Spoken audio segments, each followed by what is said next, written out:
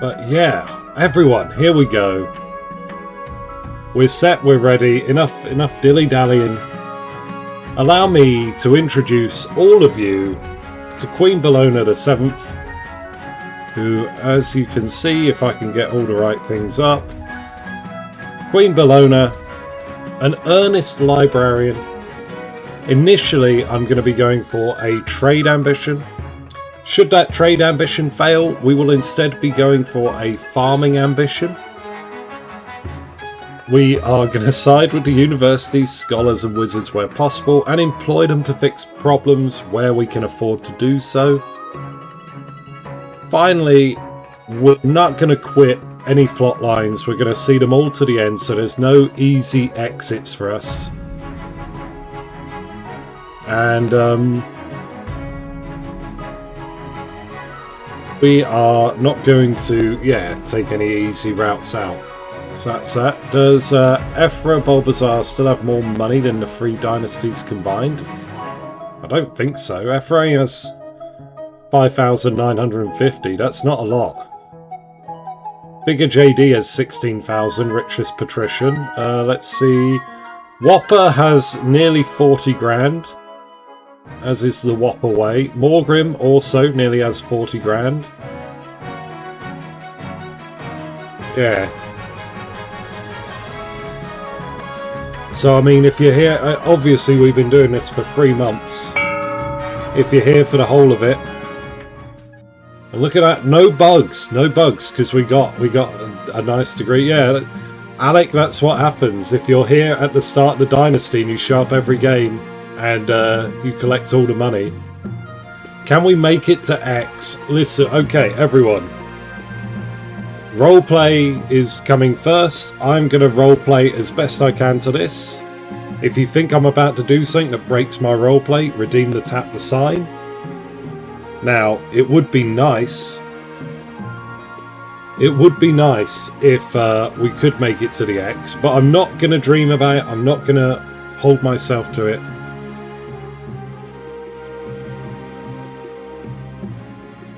Yeah, if the scenarios let you... Yeah, exactly. It's just how you vote. But thank you, Ed, for sticking to the roleplay. Yeah, I'm not going to bet on reaching the X, but if we can, that would be a nice finale. But yeah, I'm not going to hold out hope. Maybe if we get through the 7th and 8th today, then next weekend I'll be like, okay, the 9th and the 10th for the finale of this Dynasty. It would be great if the 10th came in, reigned and took the crown. That would have to be some sort of record. But then again, like my very next I could roll a bad trait for the next monarch.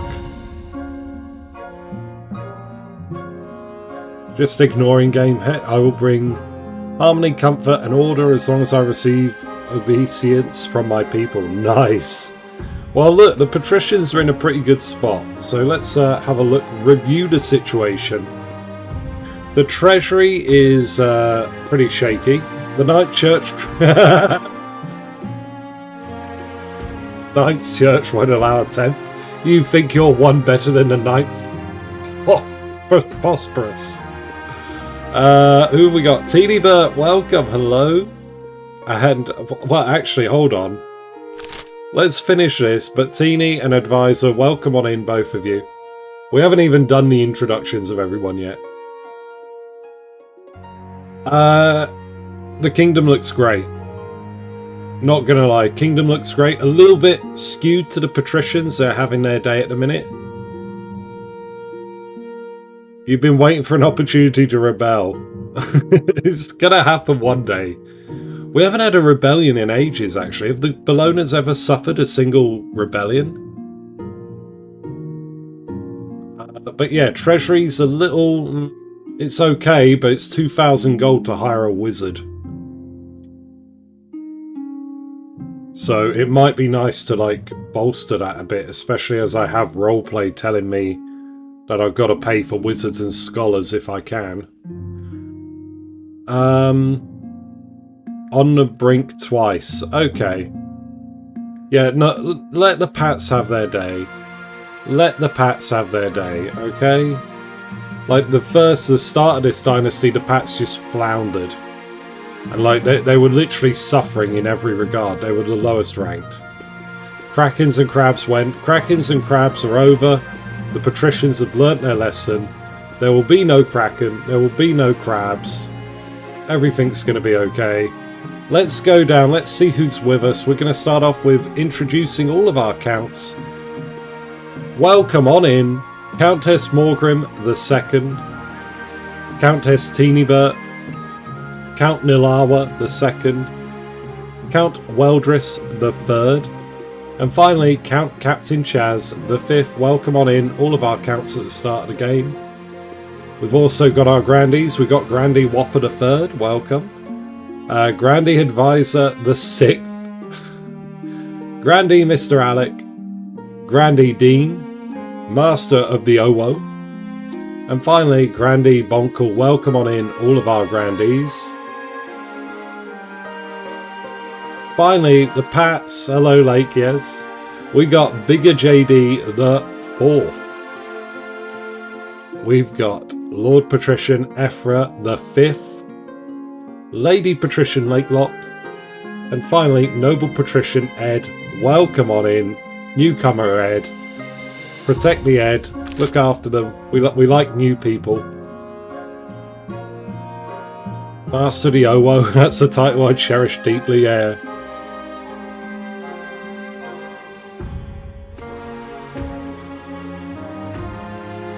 Imagine if my car somehow made it to the 5th. I don't know, Whopper. It's like we've only got 4 more games tops, really. Could happen. Alright, we're going to start, as always, with the path to victory. We still have the Owo. It hasn't been banned yet, that's true. Alright, let us begin. Your Majesty, you have some big boots to fill. And with your mother out of the picture, the nobles will be looking for any opportunity to replace you. When you die, how do you hope the kingdom will remember you? We are, what are we doing again? We're gonna continue the Golden Age. Let the good times roll. Lofty goal indeed. I suggest over the next few years you focus on improving the kingdom's overall trade as much as possible. Once you have an heir, I will return to discuss how your ambition is progressing. Good luck, Your Majesty. Okay, cool. That's great. Now we got the council introduction. Let's meet you all. Now that you're the Queen, your first duty is to meet with the Council of Nobles. Who have we got from the Council of the East? Hello, Nilawa. Welcome. An honour to finally make your acquaintance, Your Grace. I was dismayed to hear of your mother's passing. Who have we got from the Patricians of the Coast for the handshake event? Here we are. Ed. Hello, Ed. Welcome on in. Oh, Ed's be right back. Oh, no. But here you are, carrying all your maps and such. A pleasure, Your Serene Highness. Hope to see our kingdom prosper and grow wealthy under your reign. And finally, the Grandees of the South. Hello, Mr. Alec. Floppy Hat Brigade. May the night god bless your reign, Your Holiness. I trust you will conduct yourself with honour and with faith. And with that, the introductions are done. Floppy Hat sighted. Floppy Hat Brigade. Hello, Drake. Welcome. A fellow member. Right, how many floppy hats have we got? We've got 3 floppy hats. Floppy hat joined. Welcome on in, Drake. Is this what your mother fought so hard for? +1 floppy hat. Alright, the coronation. First vote of the game. All we know at the minute is I'm pro-trade. I would like to bolster trade. My secondary thing is to bolster farming. Both are riding quite high at the moment. Your Majesty, it was an honour to serve your mother, but now it is your time to wear the crown. As is tradition, the council will decide what happens at your coronation. Very well. Shall we call the nobles in? Yes, let's call them in. Right, looking at these options, what have we got?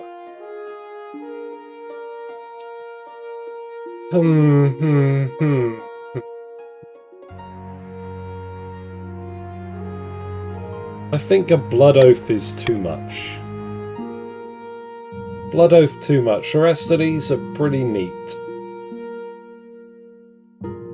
You know, we can have a vast banquet, throw me in the river, or a lavish parade with jugglers and fountains of wine. It's whatever you all decide together. We're going to open the voting now. Type exclamation mark vote followed by A, C or D, whatever option you'd like to see. The option with the most votes at the end will be the option we partake of. Looking at that, we got 9 votes, 10 votes in, 2/3 of you have voted, and C is a clear contender. What's that, 13 votes? So a couple yet to vote. Try and keep an idea of how many people are active at a time. But yeah, that's fine. 13 votes. And we're going to throw me in the river. It is decided. The Queen will be thrown in the river. Splish splash. My mother tried to take a bath and failed. And so it begins. The nobles pick you up and carry you out to the Treadwater River, hurtling you into the shallow water with 8 cheer. When you climb back up the bank soaking wet, the Chancellor steps forward and places a crown upon your head. Is it your imagination, or are some of the nobles stifling giggles?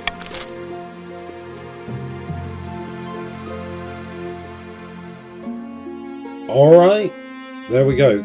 Traditional coronation option. Yeah, it is. It's 100%. Who have we got here? Tatiana of the Teeny Burt Dynasty, looking pretty dapper. Legendary Eastern prodigy. Stands delicately on a podium, sighing. Got the long, drawn-out face.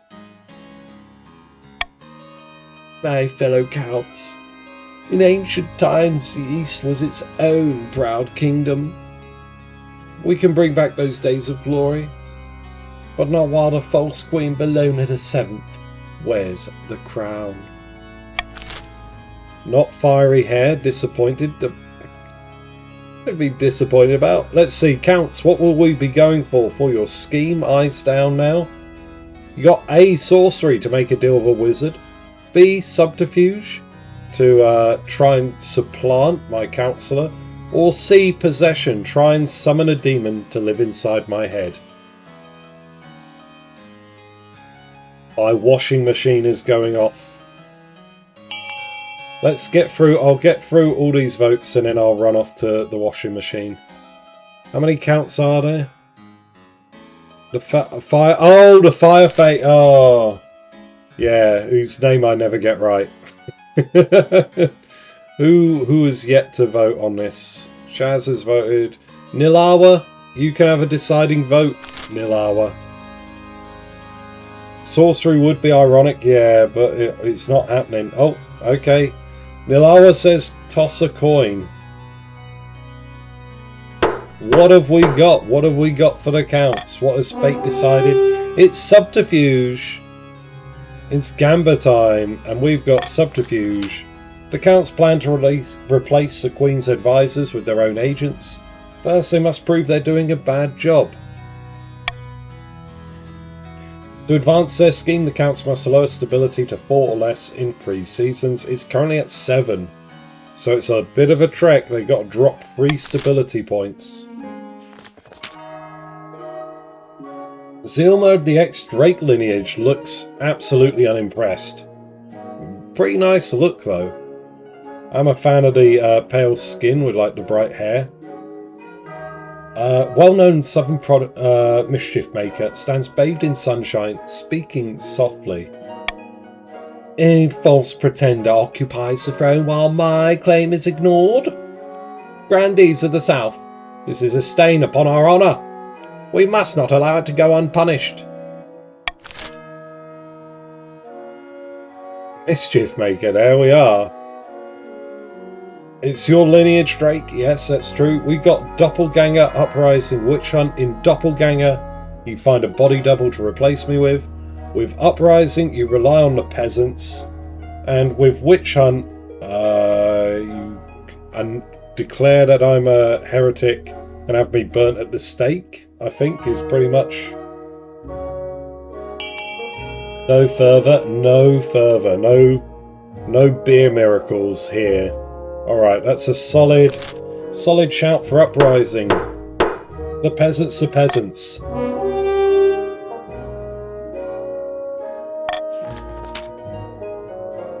Yeah, Further and Ascension. What's the one for the Chiefs have one, the Lord Render ending. Those are like the most common ones because they pass quite easily.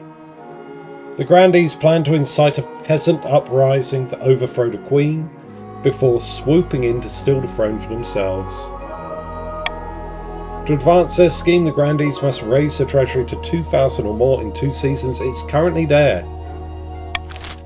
Gunpowder happen. I don't think it wins that often though. I mean, maybe it does. My view of it is the Pats and the Barons have a harder time winning because they don't have like dead certs that they can bet on. But Further is definitely there, Ascension's there, and what is the Lord Render scheme called? Can't remember. Marcel, the Lakelock family, powerful business mogul, scribbles with a well-used quill on a hardwood desk, muttering in frustration. Lake, what is your cousin doing here? Fellow patricians of the coast, my claim to the throne is far more legitimate than that of Queen Bellona VII. Something must be done. Prophecy, that's the one.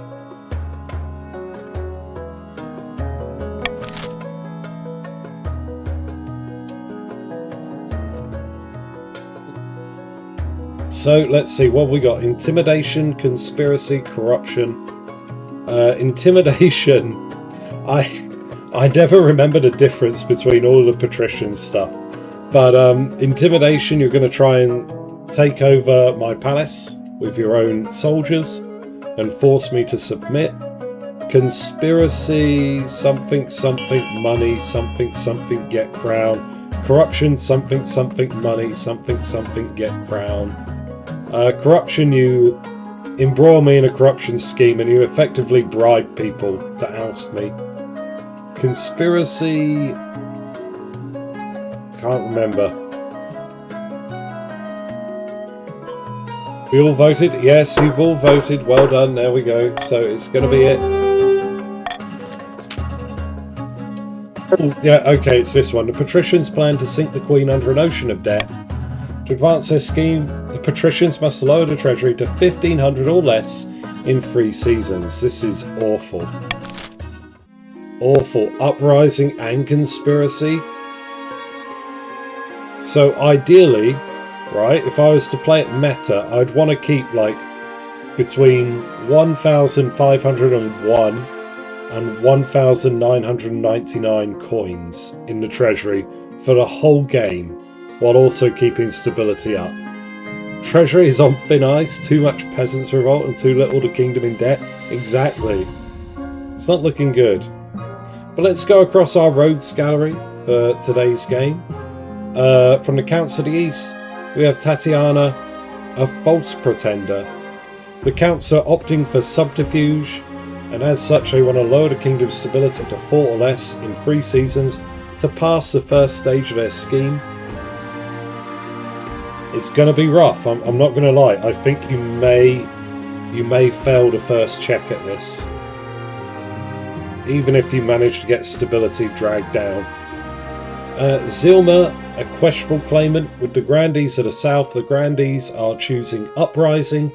To start with, they want to keep the treasury at 2,000 or more. It's currently 2,804 monies.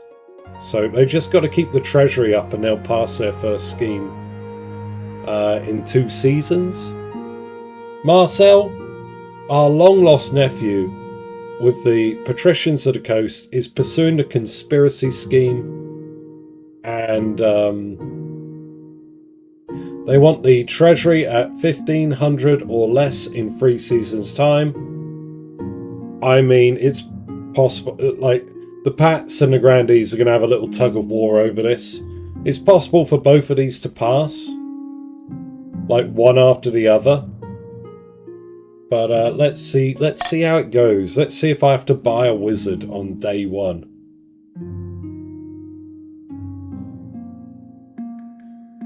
Meta. I mean, I'm not saying I will, but I'm just pointing out, like, one of them's gonna pass pretty much. I am role playing. I am gonna keep role playing. Don't worry. But this combo of schemes, one of them's got to go through. Probably both of them will. Let's see. What do we want? We could get both of them in rapid succession. Here we go. We're going to go for a royal gamble. For a royal discount when I have to buy stuff. What did we just talk about? Patricians, what did I just say like 20 minutes ago? What is this, huh? What is this? What do you think this is? Crabs immediately, exactly. I was just saying, oh, the Pats have been good. They haven't had any crabs recently. They've looked after their economy. Everything's going okay. And it's just like, the moment the game starts, like, bang. A read as well, yeah. God frickin' damn it. The Queen sounds a bit crabby. Let's go. Who's our crab merchant today? Lord Patrician, Bigger JD the Fourth is here to see you, Your Majesty. He wants to sell you, a crab. Of course he does. It's the latest trend along the coast, Your Majesty. Patricians have started keeping a species of jeweled crab as a fashionable pet. The creatures are so rare, one can now sell for as much as a mansion.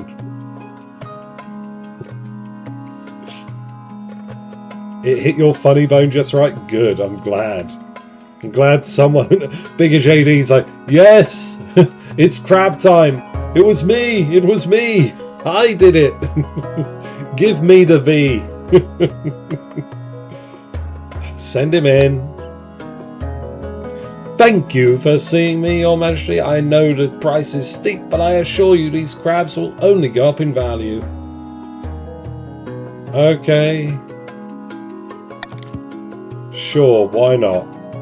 Counting out your gold, Lord Patrician Bigger JD the Fourth assures you that you will not regret your purchase.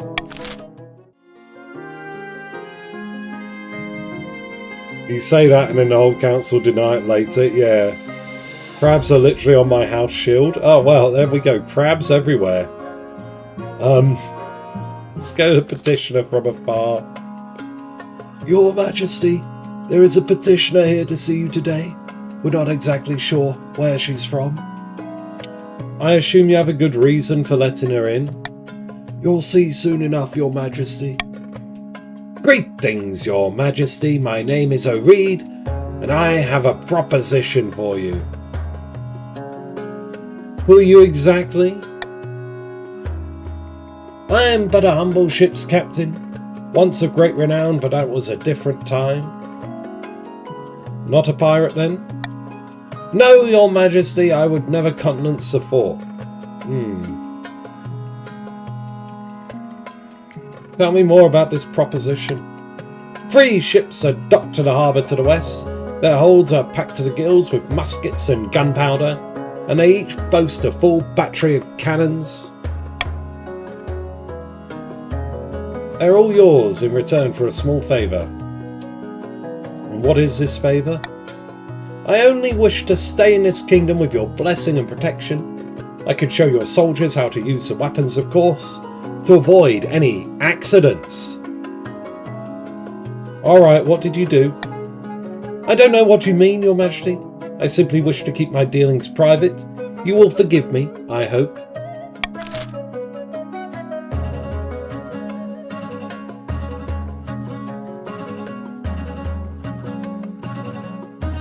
Okay, look.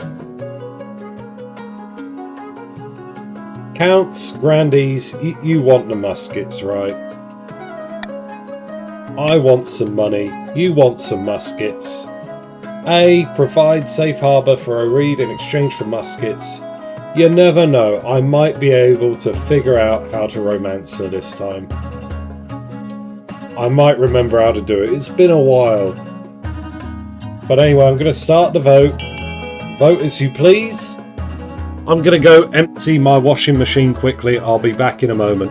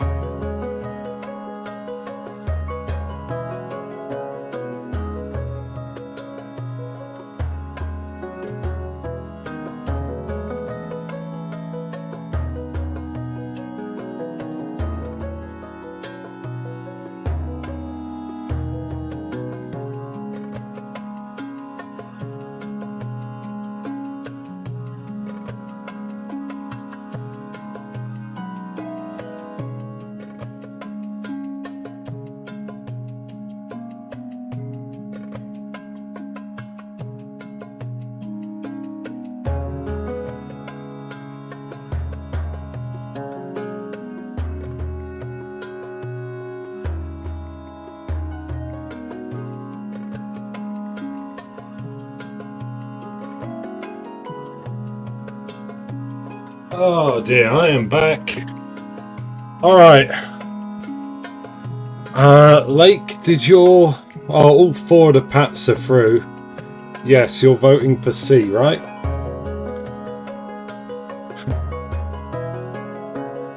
Pat's Navy's strong, you can deal with Kerf. Yeah, good, no worries.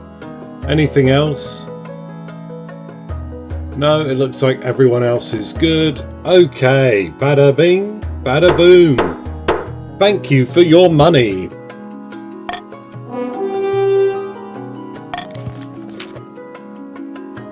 Breed and her weapons prove most useful in the coming months.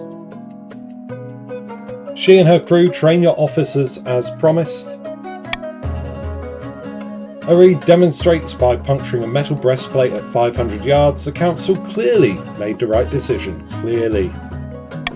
I foresee no consequences from this.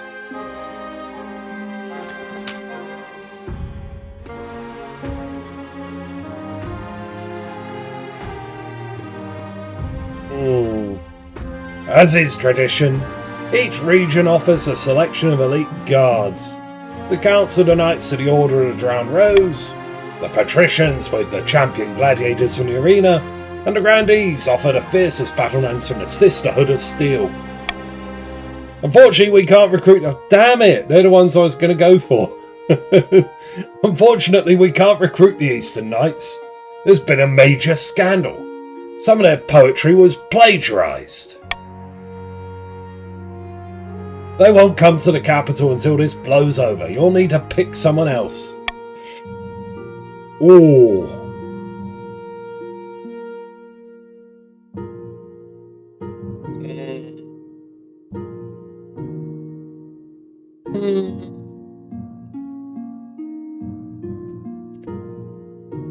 I think it's got to be the gladiators. Because while I'm not really religious, I'm more orientated to the sciences. So I've got to get some big, beefy men and women. I await your verdict with bated breath. It's a shame. It's a shame. But I've got to surround myself with half-naked, athletic men and women, glistening with oil. I don't know. I just want to read my books and they're here flexing. I will make the arrangements at once. The gladiators arrive a few weeks later. The men are bare-chested and the women underdressed. Eager to show off their bodies as much as their weaponry, they gather behind your throne and begin oiling themselves up. Oily men and oily women. Dripping wet. Okay, what are we even looking at? So treasury, ultimately the only thing that can impact schemes is stability. Counts may want B, the prison, to lower stability. Frankly, C, the fortress, like all of these are actually pretty good. All of these are positives. So depending what side of what argument you're on, like would the Pats like 10 trade? Would they like to bolster their farming? Would the Grandees like to inch up their military a bit? Oh, okay. Maybe the Counts don't want more faith. You know? I wouldn't mind a bit more authority. That would be fine. Vitamin, hello! Hello, Vitamin.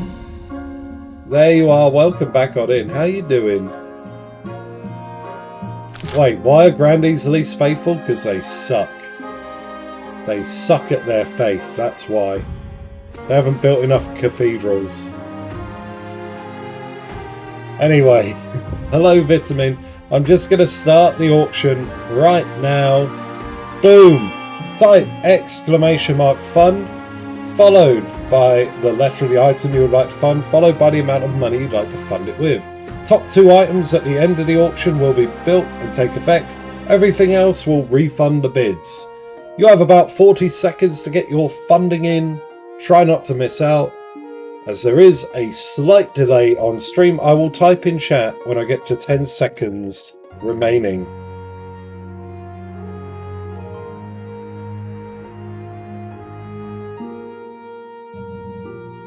Alright, what do we got in a minute? What do we got? B and D, the prison, of course, and the monument. Hey, that's nice. I like a good monument. Very good. Very good, very nice. 10 seconds, everyone. Bid. Bid.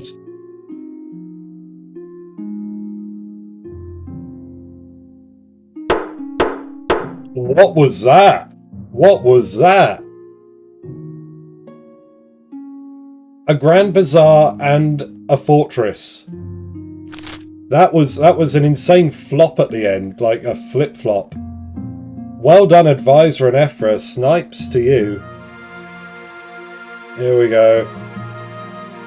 Bada bing, bada boom. Oh, bazaar. Welcome to the Pats to the heady heights of 10 trade. Long may it last.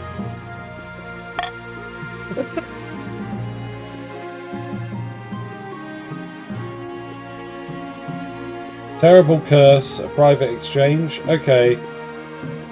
Let's do this. No event, yeah. The Curve Captain you allowed to stay in the capital, the one who traded... Wait, we didn't know where she was from, right? She has been the cause of some concern. Nobles have complained that she has been rude and confrontational. She does not know royal etiquette, after all. Worse, some suspect her of being a Kerf spy. Very well, I shall have a word.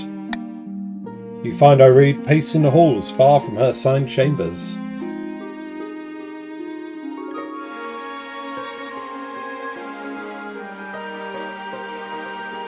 But you have eyes and I mean, yeah, I know she's wearing a Kerf uniform. But, I mean, I guess she showed up with a load of guns. I just like the idea of the chance of, like, this lady's obviously from Kerf. Like, 100%. And the monarch's just like, I don't know. She did not confirm nor deny. Let's see. I want to... She showed up on Kerf ships. Yeah, that's true. Your Highness. Be so real right now.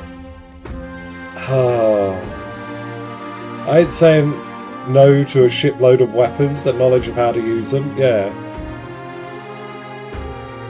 She could be wearing the Galactic Empire robes for all I care. Oh my god. I mean, I do like the Kerf uniforms from Oreed and the Ambassador. They do look good.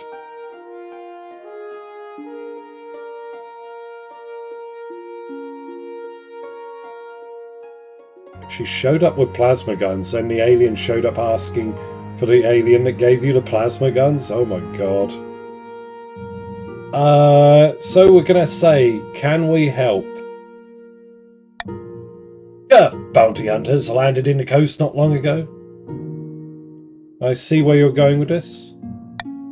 Exactly, they're looking for me. I did not expect them to come here. Clearly I was wrong. I want one of these two options, don't I, really?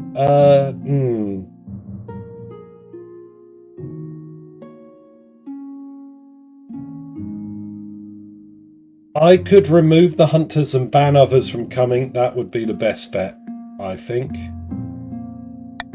Then do it, please. Show some direct action.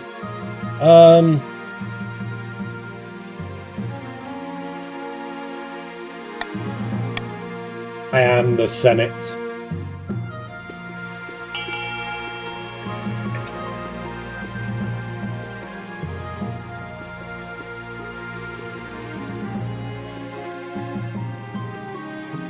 Vote 8 with an angry face. Ephra, does that angry face block you? I think it does. I think putting an emote on the end ruined it. It's fine. Democracy, yeah.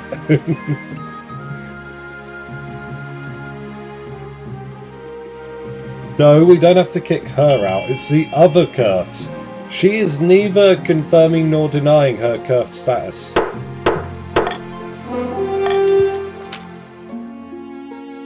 Vote succeeds and Kerf are now banned from entering the country under any circumstance. The bounty hunters are swiftly expelled. Arid is grateful for your assistance, so your Chancellor warns of Kerf's inevitable response.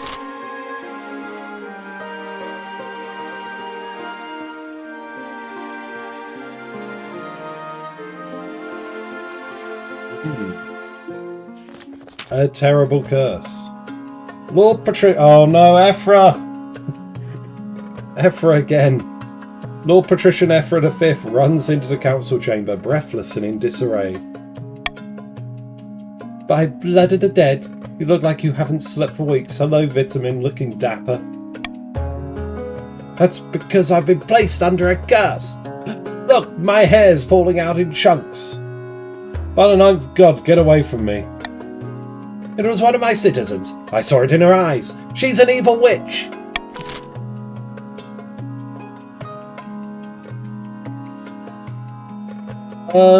I would prefer this one. Yes.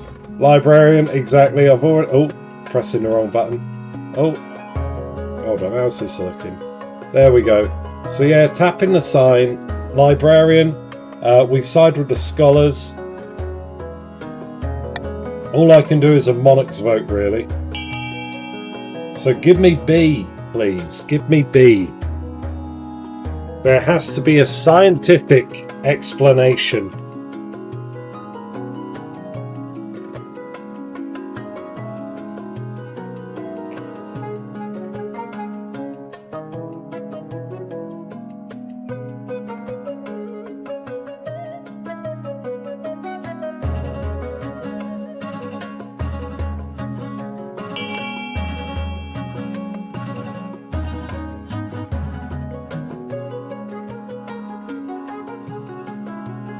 Okay, I think we're looking good there. I think that's most of you. 13 votes out of 16. Okay, let's go. Thank you. Uh-oh. If you insist. But if this curse isn't broken soon, I'll be the laughing stock of the coast. Oh, no, you won't be. Unfortunately, Quell University's finest scholars are mystified. The curse, if that's what it is, does not fade away. Ephra Bulbasaur V is forced to spend his hard-earned coin on dozens of new hats. Ephra's bold. Salutes in chat. Goodbye, Ephra's hair. Time to be bold. Bold.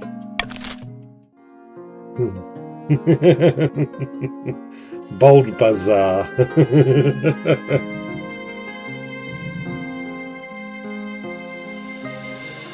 A new floppy hat? Yes. The latest of fashions. Your Majesty, it's important you find a spouse sooner rather than later. I'll take the liberty of finding eligible candidates. What is your preference? Men, women, or do you not mind? Now, let me pick the brains of Morgan, Bonk, or anyone else. If I pick men, would that lock me out of getting the O-Reed romance?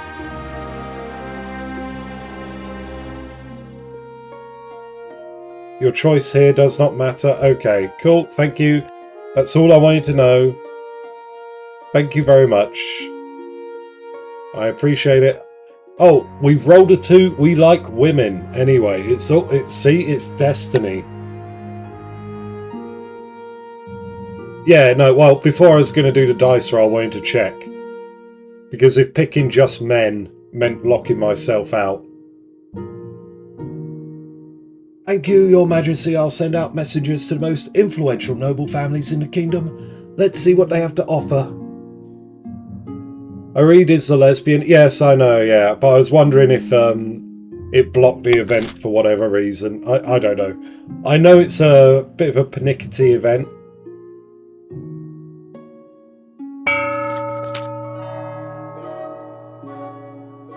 If I recall correctly, the Queen also got to have low authority too. There's something about authority. I can't remember if it has to be low or high. I think it has to be high, right? I've never had the Pirate Queen ever show up. It's weird. Sometimes I have her show up like every other game. Other times she doesn't show up.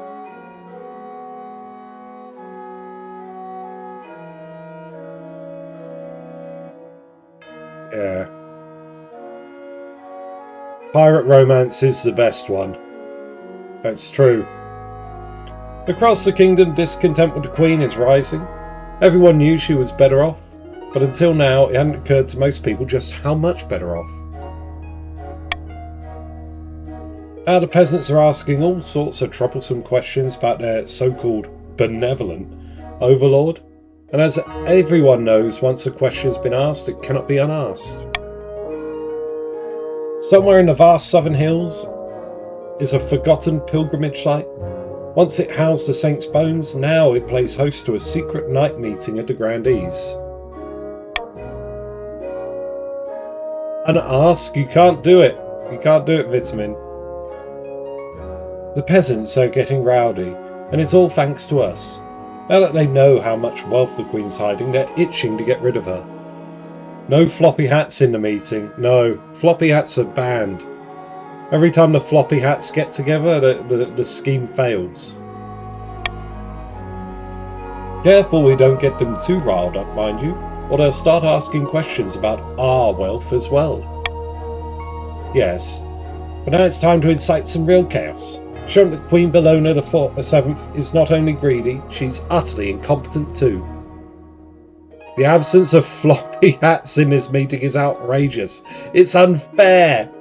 No floppy hats allowed at the scheme. You're not fit for the scheme table. For the next stage of their scheme, the grandees must allow stability to 4 less in 4 seasons.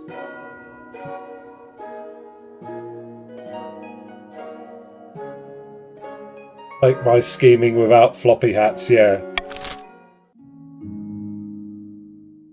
So now Grandees and Counts are in cahoots a bit.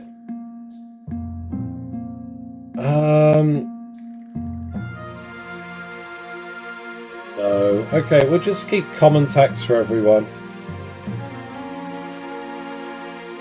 I would kind of like to cruel tax maybe, but we're just feeling out things at the minute. Here we go. The Diplomat, Crab Futures. Okay, let's start with Crab Futures. The crab craze has swollen to unforeseen heights, Your Majesty. Oh, bigger JD. That's good, isn't it? The trade is so profitable that patricians are shutting down textile mills to focus on crab catching. Thousands are unemployed. But who cares about that, Your Majesty? Your box of crabs is now worth nearly double what you paid for it. Sell, sell, sell! You sell your crabs for much more than you paid. The treasurer appears satisfied with your practicality. Meanwhile, industries collapse along the coast. It'll be fine. It'll be fine. It'll be fine. We've got the Diplomat. I like how this story that's making fun of NFTs has outlasted NFTs. NFTs came about like...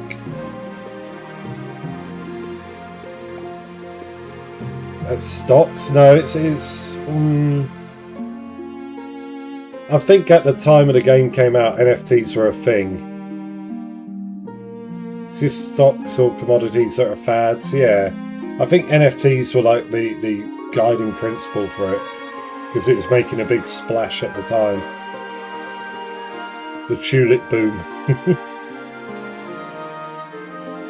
Is it possible to rename the monarch without breaking anything?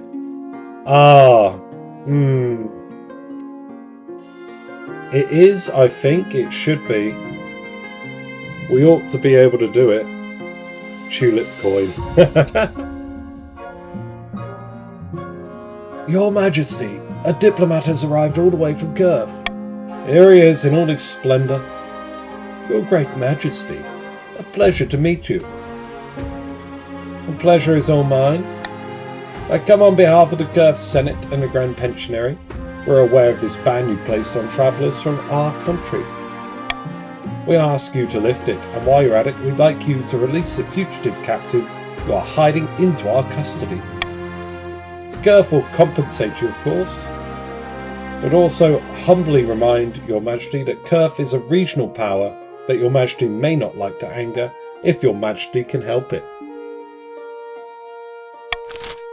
Diplomats are immune? Yeah.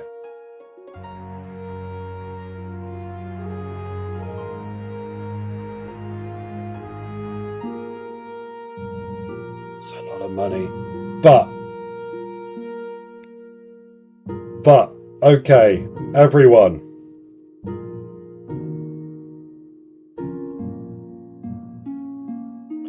How do we feel? War?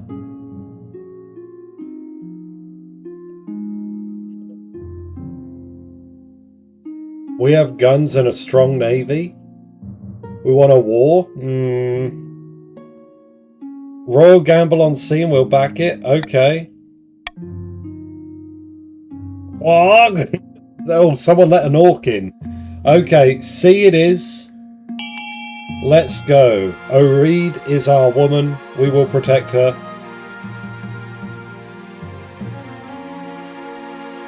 Damn, we are hungry for this. We want it so much. For the muskets. For the lady of the cannons and the guns. She give us the rooty tooty point and shooty. We love love. Do we? Oh god, this Queen Bellona the 7th, surrounded by oiled up men and women half naked, lusting after the Curf captain. Oh my god, here we go. Declining both requests, you politely ask the diplomat to be on their way. Their pleasant facade falls quickly, and they warn you that a reaction from Kurth will be swift. A few nobles condemn you for your attachment to a reed, both lamenting the forsaken coin and relations with Kurth. Look at them. We can have them. We can take them. Look at the size of them. They're barely the size of the frickin' capital lands.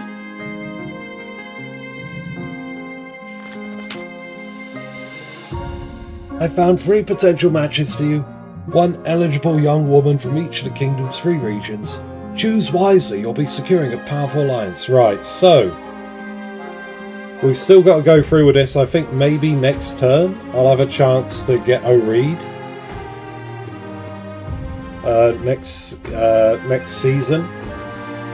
But I've still got to pick someone. So as an earnest librarian, we want someone who's hard-working, someone who's scholarly and knowledgeable, someone who's driven, that sort of thing. Yes, I know. The Chancellor leads you to Great Hall, where they've arranged 3 portraits on easels. For now, each is covered by a cloth. Alright, let's see the eligible bachelorettes. No, I think I've refused marriage before with O'Reed, and it's forced me onto that arc, unless there's another reason why O'Reed didn't trigger then. But let's see them, and we'll and ah them. They whisk away the cloth from the first portrait. I believe I've done it before where we've cancelled the wedding because I chose to marry. This is Matilda, eldest daughter of the Eastern Morgrim dynasty. In her youth she ran off and tried to join a circus. They found her. Thank the ninth. I believe you can divorce instead. You can divorce for O'Reed. Oh, okay, cool. She had a laboratory installed in her castle and spends most of her time there conducting bizarre experiments. She's always planning something, they say. Schemes within schemes. Matilda looks pretty good. You know, a laboratory isn't bad. That's scholarly, right?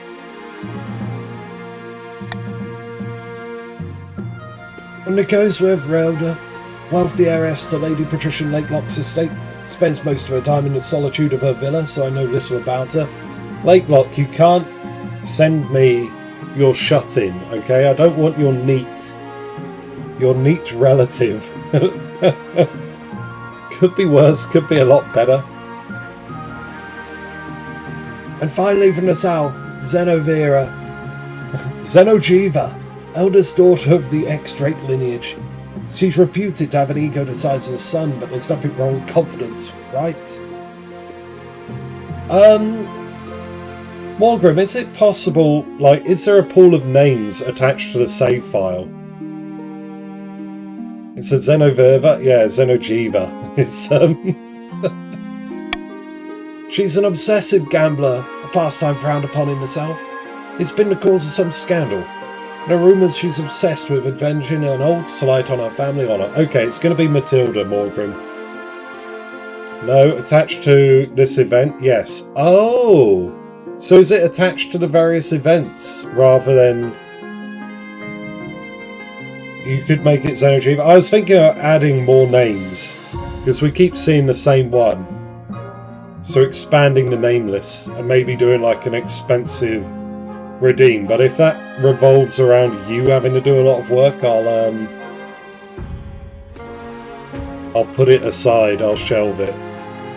We can talk about it later when I'm not streaming, maybe. If it's something I could easily do for myself, then, you know, I don't mind. Don't like the look of her, no. What do you think? Of course, by picking a candidate, you'll anger the other regions, but you'll gain a lifelong alliance. Make it 15k to make sure Morgrim is not overworked? Yes. It'd be something like that, don't worry.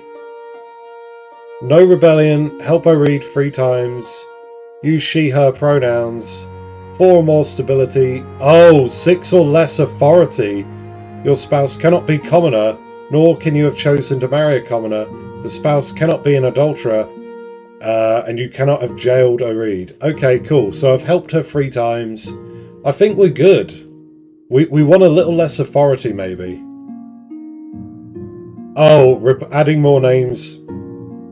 Trickier and risk-breaking things. Replacing names is much easier and I could probably teach you. Okay, cool. We'll do that then.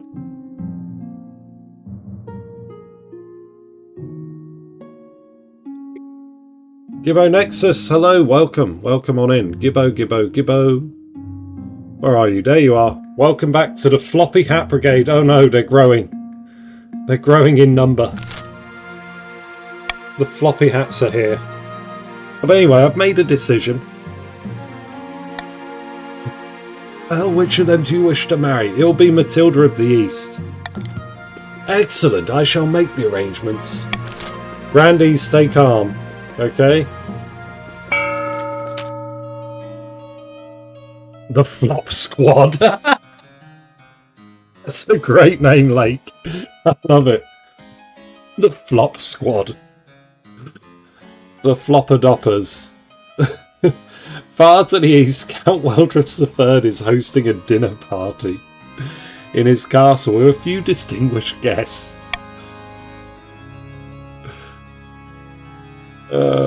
Me and my floppers are going to be scheming now. Everybody do the flop. Oh no. We are not with Defiance 5. Stay calm, stay calm. Hey Wolf Warrior, sorry about the banjo. I'm going to be going back. I think I'm going to go back to monthly dynasties. So there'll be a bit more rotation. That will mean that most dynasties are only going to be 5 or 6. Up to maybe 8 games long. But, you know, that's just the way it is. The kingdom's fine. No one's calling for the Queen's advisors to resign. We need to step it up. More chaos. More panic. Well, then we can swoop in and offer the Queen an olive branch. Indeed, and if she doesn't want to take it, we'll smack her with it until she gives in. The Count's aim is to lower stability to 4 or less. What about 2 months? I don't know. I was thinking about it and I'm in an R-ing, but I think a month is more comfortable.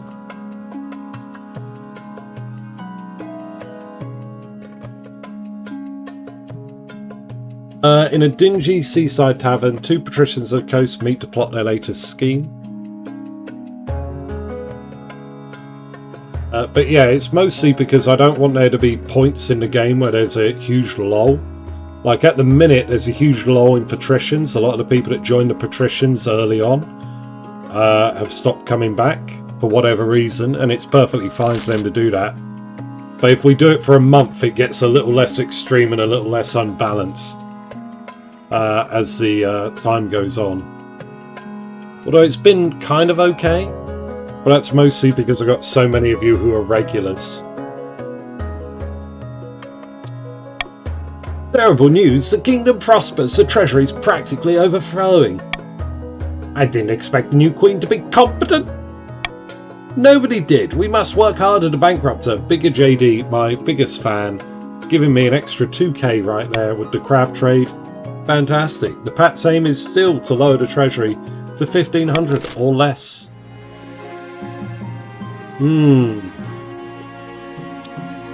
Oh boy. I know what you want. I got what you want. I know what you want. It's a golden choice. Okay, no O'Reed here. Yeah, Whopper just dancing. Remember, Grandies, you can't get the golden choice or the forbidden choice if you rebel. Your Majesty, there's been a terrible fire in the city of Serena. Where once there was a building, now there is a field of smouldering ash. Dozens of peasants have died. A cow kicked over a lantern, Your Holiness. Some milkmaid was burning the midnight oil and must have had unexpectedly cold hands. Poor cow. I was hoping the council might unlock some funds from the treasury so we could rebuild. If you rebel, there's no Yuri. That's true as well.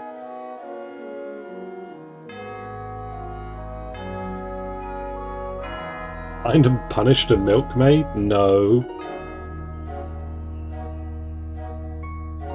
I think this is great. We can rebuild in stone. Golden choice, everyone. This is it. This is what we have a treasury for. We will rebuild the city in stone rather than wood. And hopefully this will get the grandees to simmer down a bit. Vote B, everyone.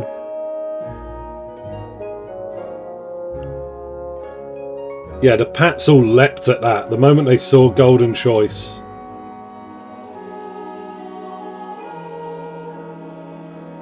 I see you all there.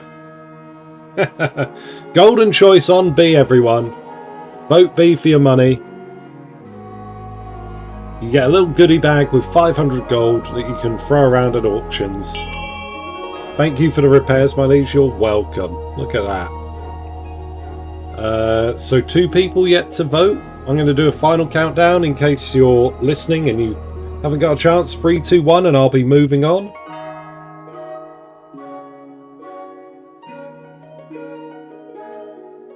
Boom, boom.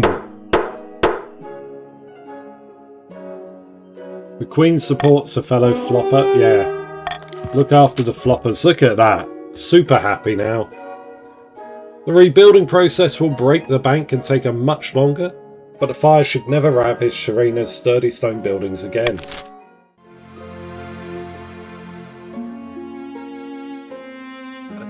The rewards of prosperity. Here we go. Your Holiness, merchants are visiting the south from as far afield as Whopper and Aratesh. Our quarterly figures are stunning. It's time for Whopper to do the Whopper dance. Your quarterly what? Money! Lots and lots of money! Your Highness, this southern economist has an audacious idea for all this wealth. Call it an experiment. We give the peasants gold whether or not they're working. This will ensure a base level of comfort for all. By the knife, what are you saying? That we should hand out cash for nothing? With respect, how is this different from the grandees receiving fees from their serfs? It's completely different. Your Highness, this lunacy cannot possibly be considered. Don't make me dance again. It's fine, because I want to side, obviously. Oh, that's the wrong button. I want to obviously side with this economist. This economist is onto something.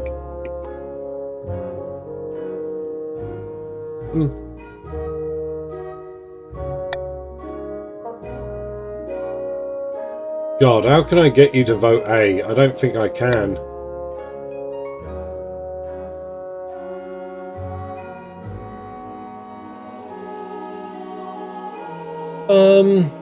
I would prefer A, but I guess, you know, it's up to you all. All I can say is please vote A. Implement this economic strategy.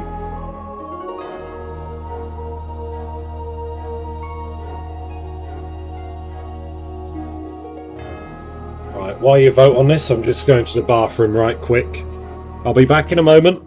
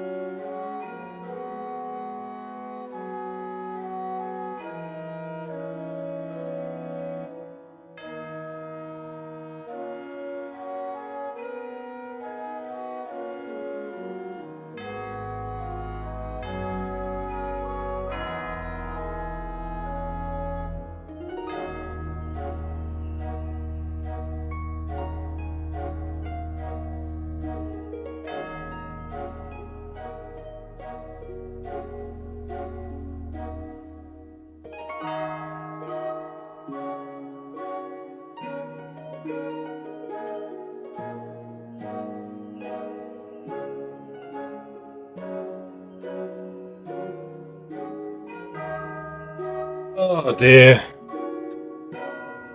Whopper. Fine, I will dance. No worries.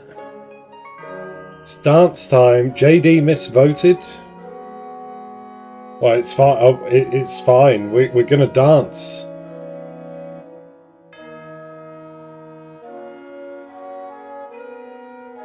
You're voting for C for B.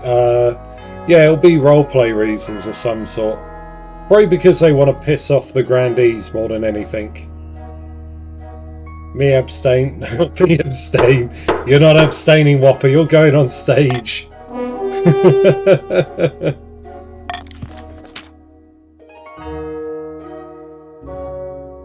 Delighted, the grandees travel to the capital in droves to give speeches about how to copy their own success. And that's why it's important for hard-working people to invest a portion of their profits each season. You just hold back on luxuries like pomegranate on toast, you can. Boo! What's a pomegranate? Boo! What's profit? Boo! Get off the stage, or at least start dancing. They start throwing mud, rotting vegetables and beer bottles at Grandee Whopper III, who leaves the stage early. Nevertheless, the other nobles are impressed with the brave grandees, who are willing to share their economic wisdom with the masses. As word spreads, even more merchants travel to the south to do business. There we go. Dance time! There we go. As VT? Yeah, as VT dance.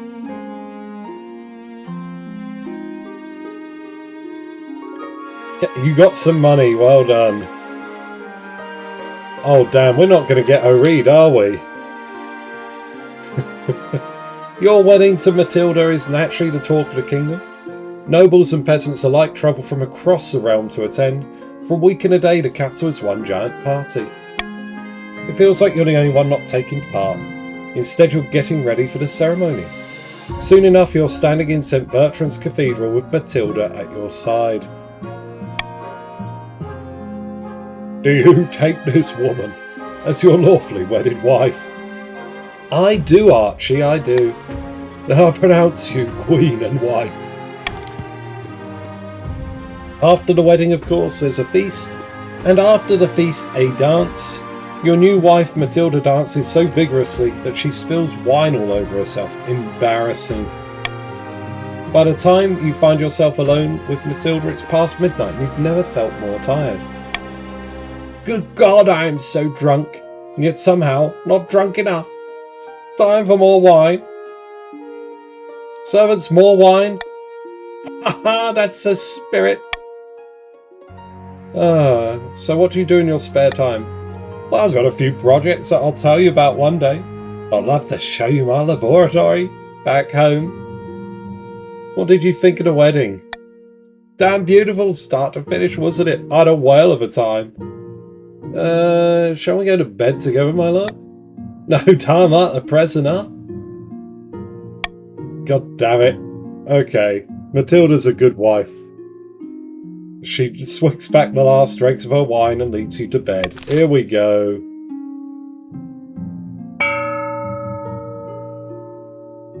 Alright, Tatiana.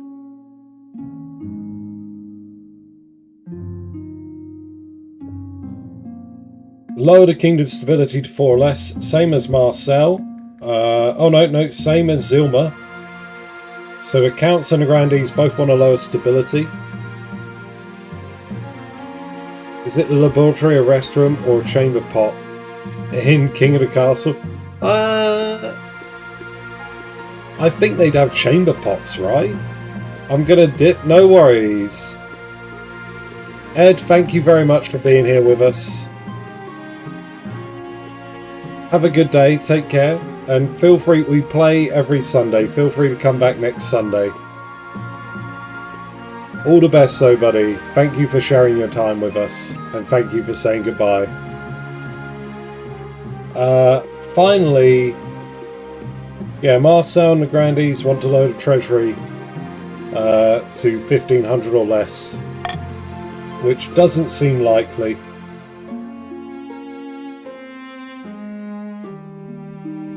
Alright, okay, right. Everything's kicking off. I'm going to start with this. My wife. Ah, Bellona. I've come to ask a favour. I recently purchased a very rare reagent for one of my alchemical studies.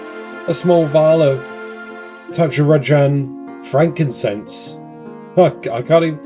Tarajan? I read too much authority, it's true. Unfortunately, it's been delayed.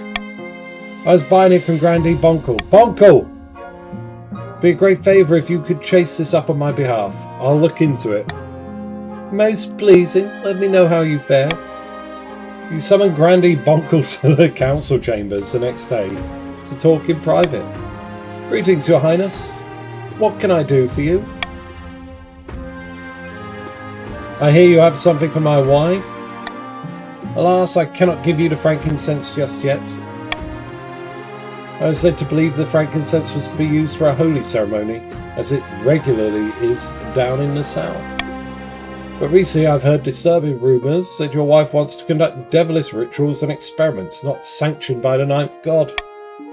Until I am convinced that this isn't the case, alas, I cannot hand anything over for fear of invoking the wrath of the ninth god.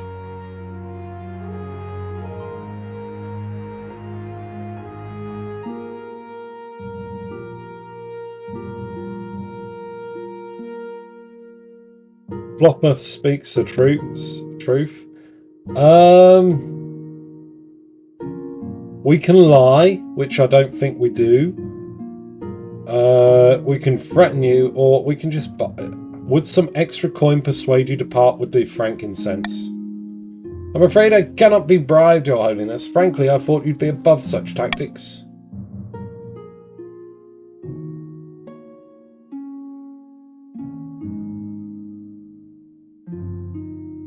Had enough of you. Off to the dungeons. The dungeons? Ponkle. I can't believe this. You can't just sell my wife something and then withhold it. This is just right. You will not imprison a flopper. The floppers must go in the dungeon. They're not giving me the incense.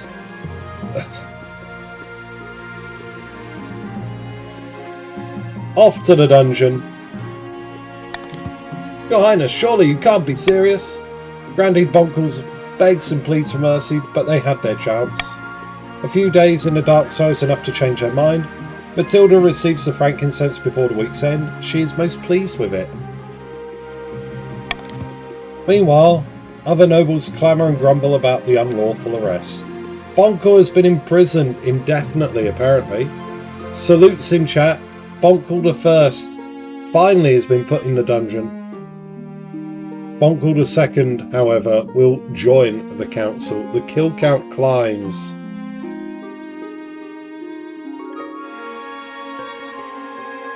Praise be. Sorry, Bonkle. It had to be done.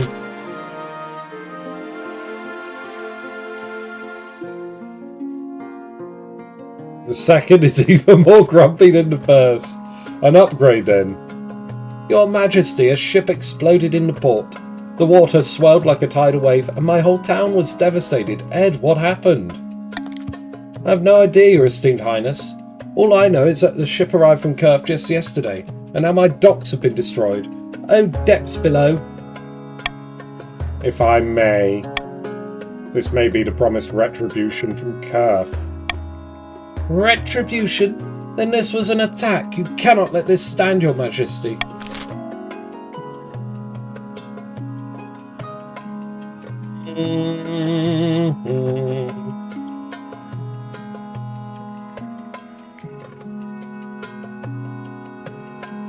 What do we want? Patrol the coast in a gunship. High tariffs.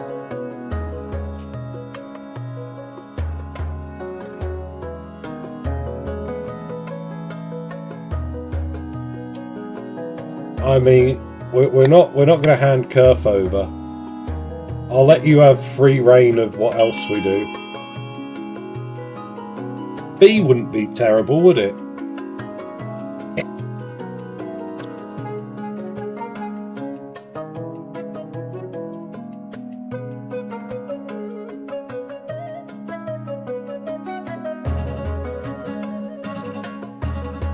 mean, you can take the hits in trade.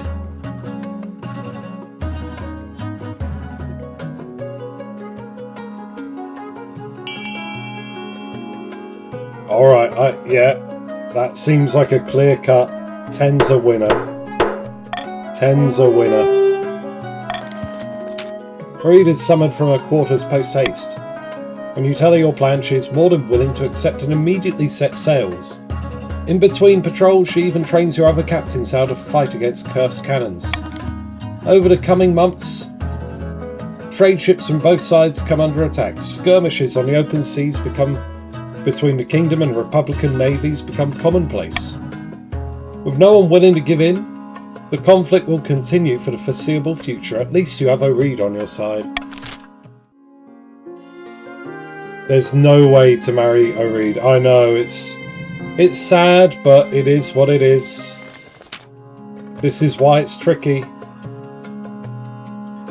Bad news, Your Majesty. A new reef has been discovered which is overflowing with millions of jeweled crabs. Crab prices are crashing catastrophically. How could this be?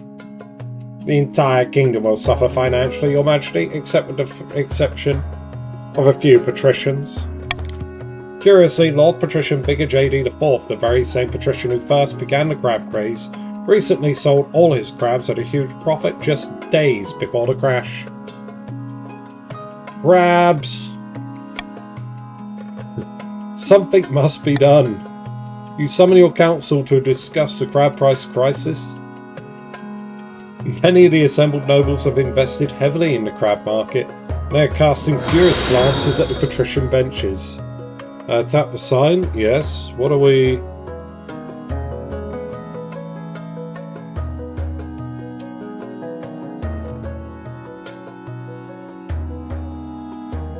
By earnest, we're never going to give up. But you know, I think we carry on and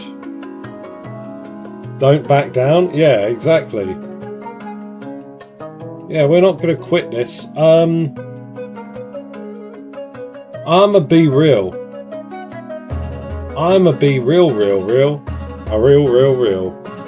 Oh whoa. Gonna do golden choice. Also, because JD wants it, arrest Lord Patrician Bigger JD IV and confiscate his ill-gotten crab gold. Vote C, golden choice on C.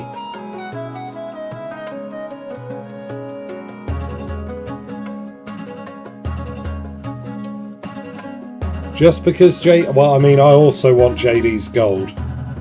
Truth be told.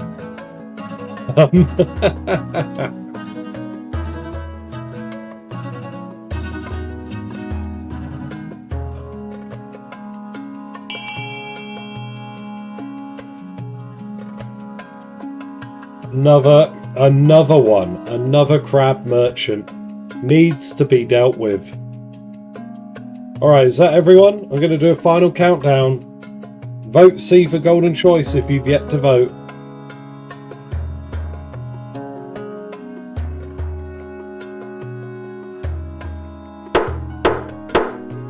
Alrighty. Your soldiers storm Lord Patrician Bigger JD IV's opulent mansion, arresting him and confiscating his ill-gotten crab gold. The trial will be held as soon as possible.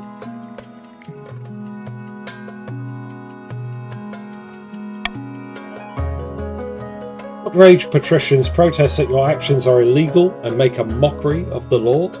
Don't they know that you're the queen?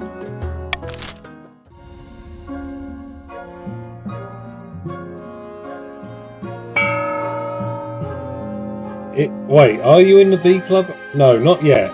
We've got to put you to trial. No, you don't get the V until we kill you after the trial. Or imprison you. Let's see.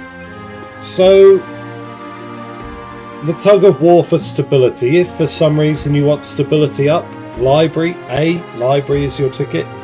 If, however, you want stability down, D, the prison, is what you'd like.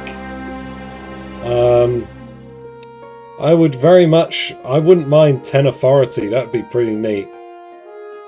But I think it's going to be a tug and war between A and D. So here's everyone's money. We're going to start the auction now.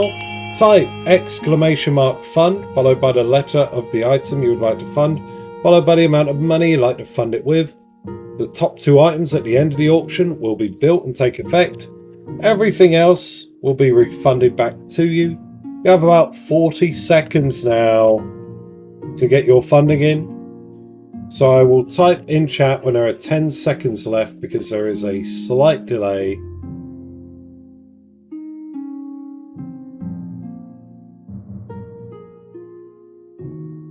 Bum bum bum, DNF, DNF, DNF now. Okay. Theatre in prison. Nobody's trying to put stability up. Very sad. There we go. 10 seconds.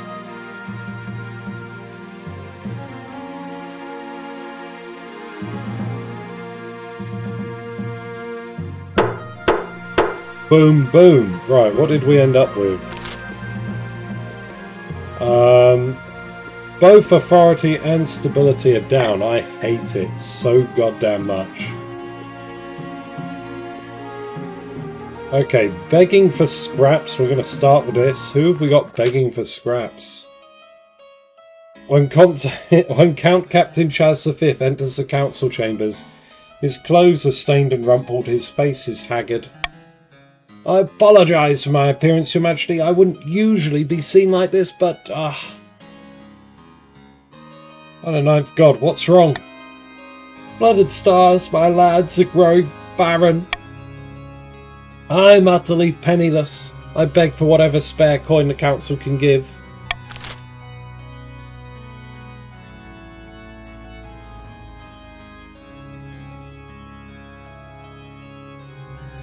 No. Deal with it yourself or Whopper can pay for it. Either or. I think deal with it yourself is good. Give it a big fat deal with it, brah. I don't even know why, like, why is it Whopper and not Morgrim? Why have we got to go to the other side of the kingdom to get someone to bail you out?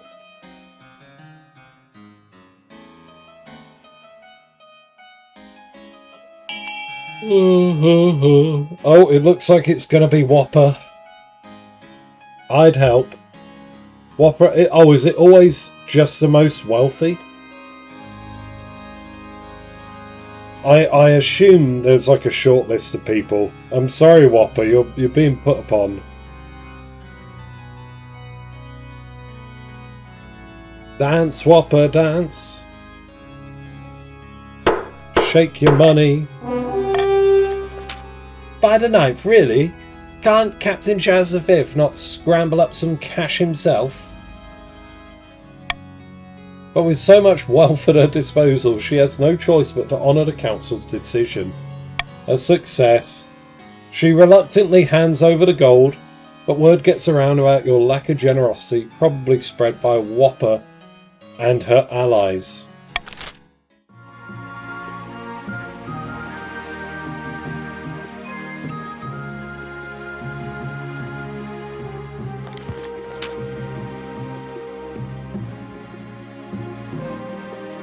Oh god, look at it. Look at, oh my god, the Pats, what happened? That's -7. -7 trade in a single game. What is going on? Your Majesty, the Republic of Gurf has levied extreme trade sanctions against us for our perceived crimes against them, notably your refusal to surrender Oreed to their custody. What can we do about it? That's for the council to decide. Gurf must also be suffering from this, so we can't afford to wipe them out. Our people will soon run out of basic necessities. The economy, the patricians' economy.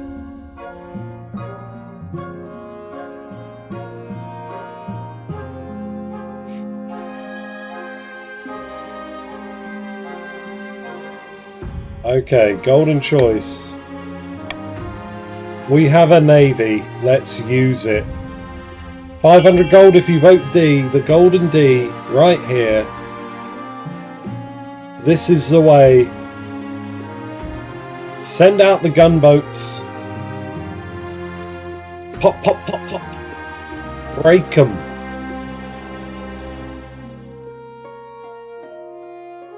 We're going to be real with you, 7th Monarch. Yeah, it's not going to, is it? We're not going to get O'Reed on side. We're too much of a tyrant. And there's too much instability.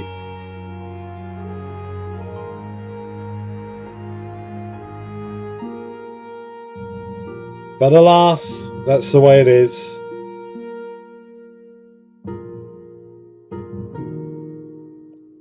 Alright, that's 14 total. I think that's everyone.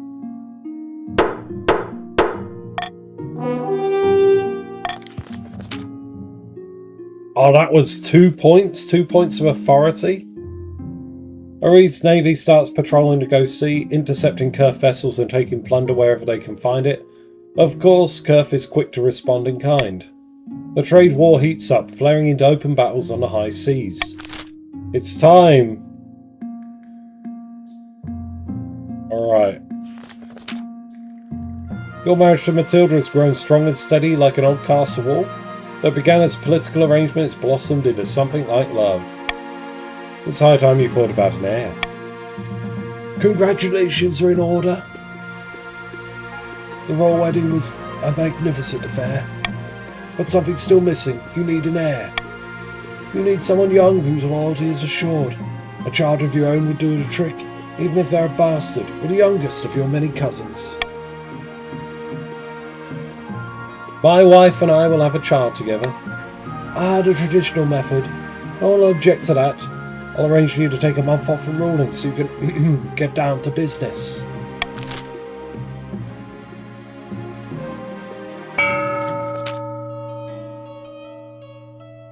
Here we go. The kingdom's in great jeopardy and the council is calling for the Queen's inner circle to resign. We need to increase the pressure. If the Queen's in a week... Oh no! I know where this is going now. We need to increase the pressure. If the Queen's in a weak enough position, she's got no choice but to bow to our demands. No more interfering spy master. No more marshal, chancellor or treasurer. A whole new inner circle, all made up of counts.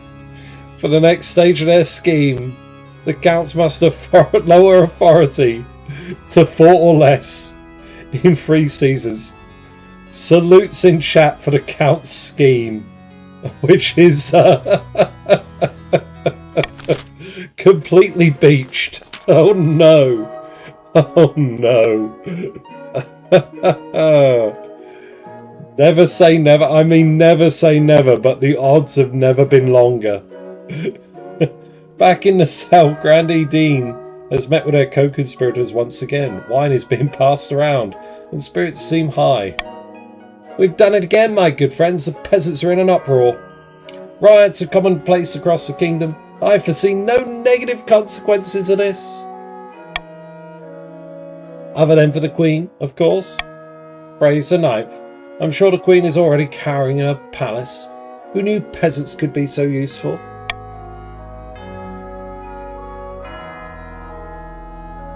And now then, only one step remains. I have 2 proposals for the plan ahead. One way or another, we will push the peasants to turn violent.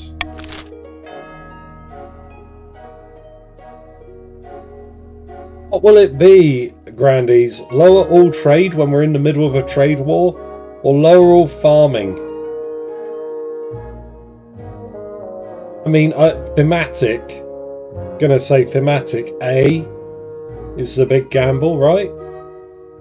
But you guys decide for yourselves. Both are hard. Yeah. I mean, this is a pretty tough one. I don't think I've ever seen it in any of my games that the peasants' uprising has paid off.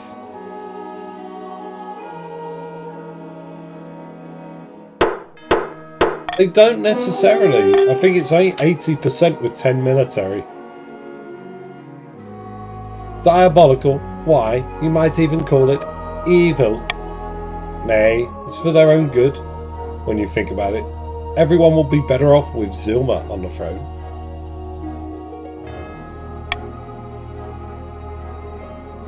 This final push, we will ensure the Queen soon has more than just a few angry peasants on our hands.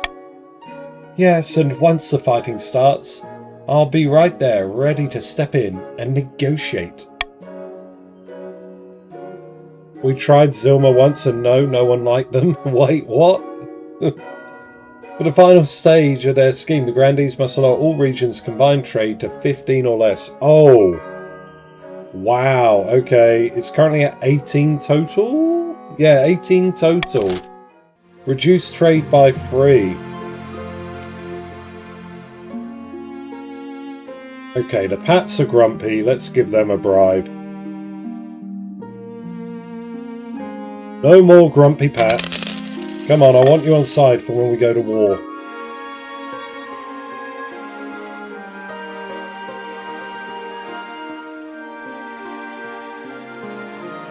If Kurf wins the war, it can happen.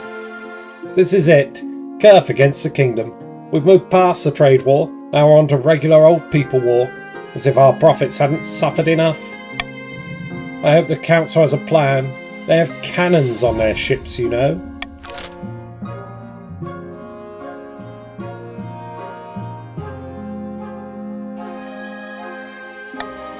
I'm gonna raise an armada. Everybody vote B for golden choice. Summon the armada. Bring forth the fleet.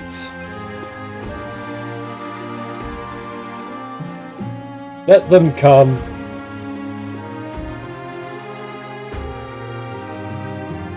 Summon the Elector Counts.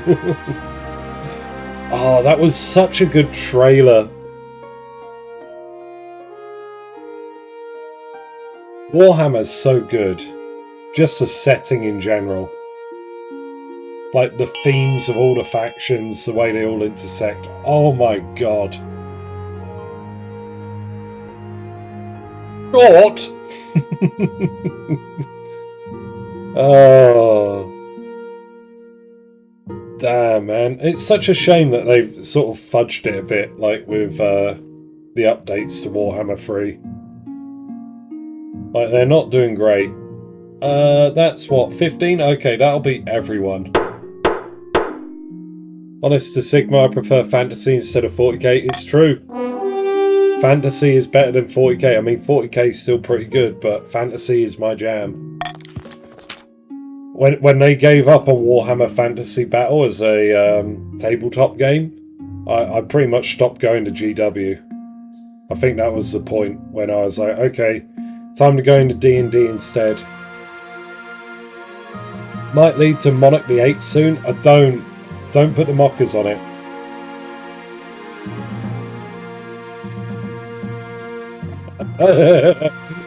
Only 39,997 more to go. I hope they don't make 40,000 Total War Warhammers. You pour funds into shoring up the Royal Navy, hiring freebooters and enlisting new sailors. The Armada meets the Kurf fleet on a stormy night. Guns thunder and fire lights up the sky as a Reed leads her defectors straight into the firing line of the enemy. Oh! 95%!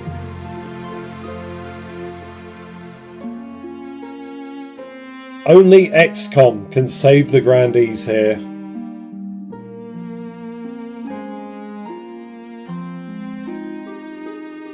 Everyone, it's been a pleasure, it's been an honour.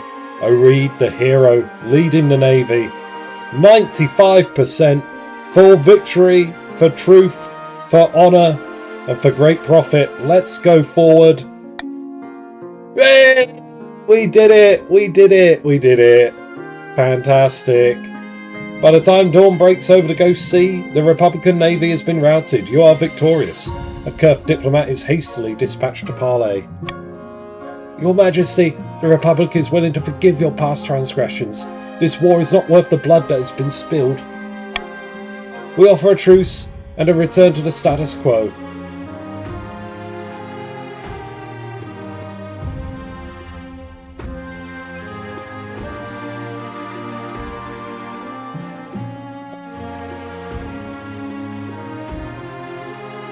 Only once we've commandeered... No, we don't need that. Tapping the sign? Huh? What are we tapping the sign for? Trade? I mean, trade.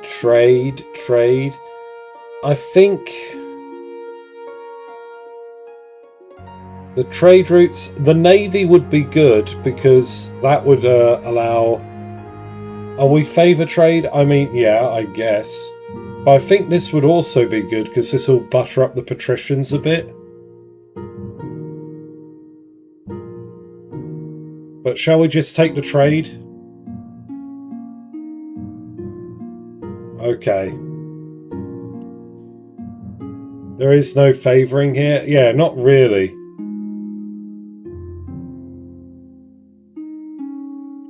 I'm kind of tempted to just be like, I agree to your terms, we'll have peace.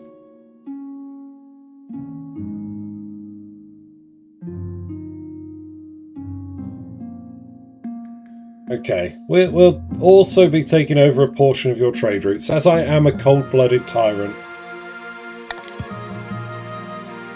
The Republic, bruised and battered as it is, has no choice but to accept. We take a cut from KotC's most lucrative businesses and secure preferential terms for future deals.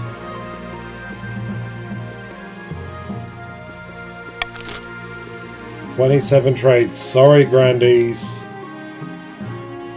And sorry to the patricians, here we are.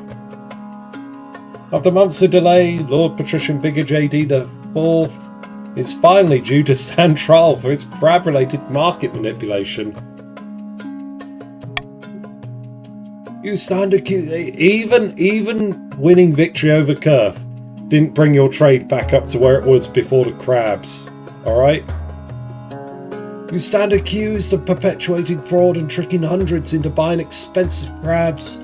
How do you plead? I am guilty only of making money, so I broke a few laws along the way. Is that a crime? Yes, obviously. I pronounce you guilty as charged, and your fate will be decided by the Queen.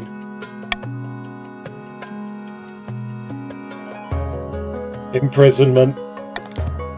Lord Patrician Bigger JD IV is dragged away in chains, wailing for clemency. Most of the watching nobles agree that justice has been done, except for the patricians, of course. Please, your majesty. Bigger JD IV has young children. Who is supposed to pay for the upkeep of his villa? There you go. JD has reached level 5. Everyone, we'll summon an even bigger JD. Salutes in chat to our fallen crab merchant. We are up. Kill count level 2. Both Bonkle and JD are now in prison.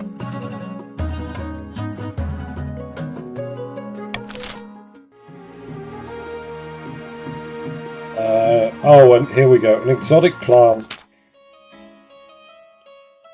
Count Weldress III strides into the council chamber, brandishing a clay pot from which grows a long leafy plant with floppy yellow flowers.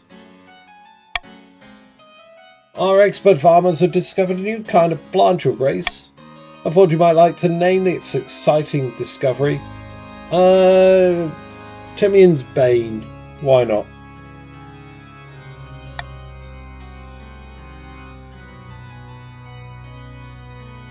Menacing. I like it. This stuff grows wonderfully fast. It tastes horrible, but the farm animals don't mind. I suggest we grow it in the east as a livestock feed. Or perhaps it would make a nice addition to the palace decor. Okay, we are good. We are strong across the board. Do we want to cultivate in the east? I mean, I don't really want it. So, let the east keep it. Who's Timian? Someone who didn't like plants, I guess. Timian. Does anyone know about Timian? Was Timian the one that declared war on the colour blue?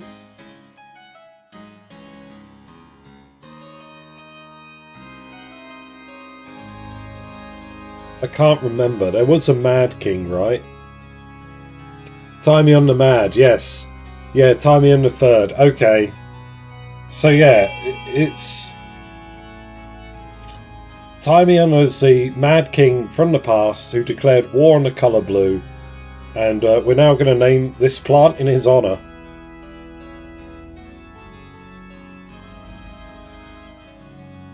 King Crazy Pants? Yeah, pretty much. Alright, 6 to 5. All 6 to 6. Okay. There's a tie. There's 2 or 3 more of you active. That's why lavender is the colour of royalty. I think purple dye was the most expensive to make. And that's why it was kept for royalty. I can't remember why. All the details.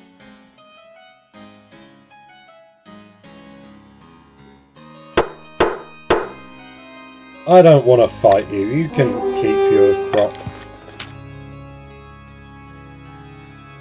Hence kept only for the highest circles. Yeah, that's it. Violet dyed, made from sea snails. That's it. Lots of snails. So it was more of a status thing than anything. I think the most common dyes were like green, I want to say. Eastern farmers plant fields of Timion's Bane to support their livestock. And maybe red. It spreads alarmingly fast. The pastures become known as Timion's Bane Sea. The Sea of Timion's Bay has like a nice thing. Of Bane, rather. Villagers claim you could walk for a day and not reach the end.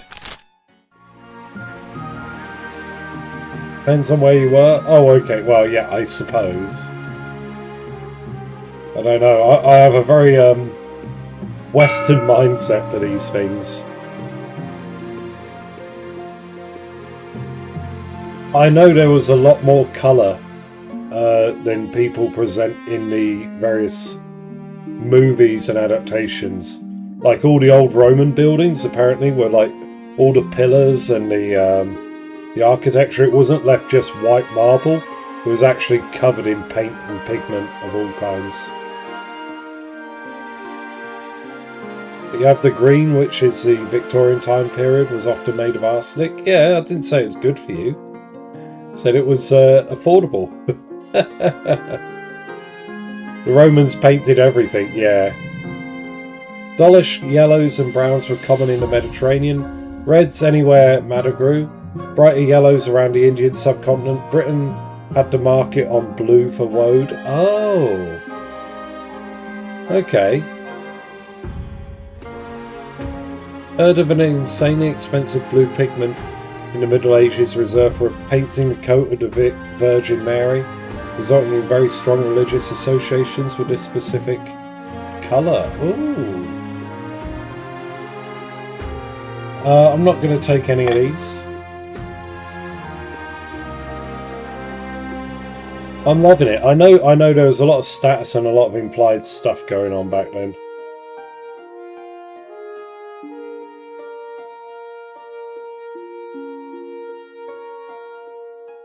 Hey Ghost, welcome on in. Ghost, there you are. You're in the Patricians. Welcome aboard. Hope you enjoy your time with us. We like to roleplay here. I'm roleplaying myself, as are many of the regulars. And we have a Stone Maiden. Alright, let's see, what can we do? The stats are great, to be honest.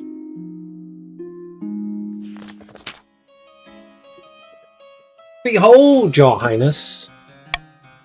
Countess Tinybert pulls aside tarpauling to reveal a granite statue of Countess Morgrim II. The statue is impeccably detailed. His expression a frozen grimace. Sorry, Morgrim. I own an illegal businesses. Oh, okay, yeah. That's fine for roleplay. So, looking at this, okay, Morgrim, what was you were aware... I can't remember what you what you did for your wear status with Morgan II. I remember you mentioning a swan, or was it a gannet for this one, and the third was going to be a swan?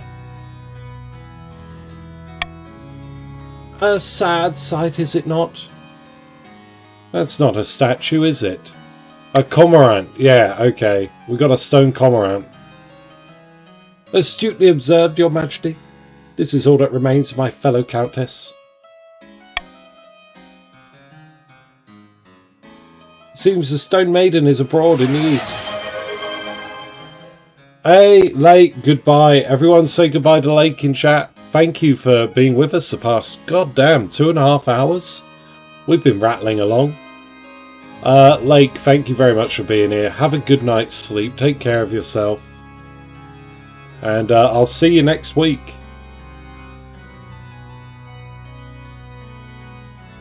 Isn't there a fairy tale about the Stone Maiden? Old women scare their children with tales of her, yes. She's a walking statue with burning yellow eyes. All who meet her gaze are turned to stone. She sleeps for years at a time before waking and terrorizing the kingdom. She must have ambushed Countess Morgrim II on her latest walk in the cemetery. Please, Your Highness, we must do something. Salutes for Morgrim. Morgrim II has died. Morgrim III will join us. Fun fact, one of the cornerstones of the Venetian wealth, so the ones patricians were based on, was the annual Trimeting convey to England. They carry Italian goods, rode to the UK, trade them for wool, woad and blue dye fabric. Rode to France to trade for linens, for more dyes, and then back to Italy. So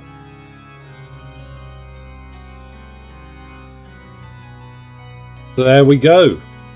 Getting me my dye. But yeah, there we go. That's let's tap the sign, goodbye, goodbye. There we go. So yeah, oh, and the kill count climbs up, of course. Trade for your blue dye. What are we doing now? Wait, what? Librarian tapping the sign. Oh yes, of course. Yeah, we're hiring a wizard. We want to hire a wizard.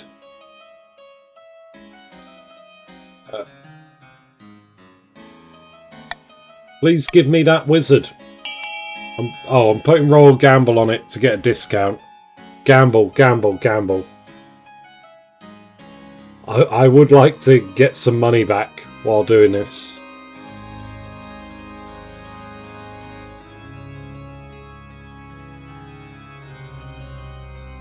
Oh. Should have goldened. Well, no, I just didn't want to be like running with 154 gold.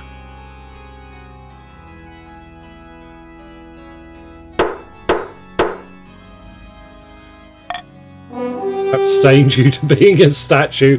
Fair enough, Morgrim. Fair enough. Oh dear. You send out word that you need a wizard, and fast. A few days later, one arrives and presents a hideous spectacle indeed. The wizard is a smoking ruin of twisted slag, now stretched in a silent scream. Carried into your throne room atop a palanquin, he is set down carefully by a team of sickly-looking apprentices. I hear you're having trouble with a woman who turns people to stone. A matter I regrettably have some experience with. That was a joke. I can make this problem go away for the advertised fee at a small sacrifice. All I require is one of the queen's thieves.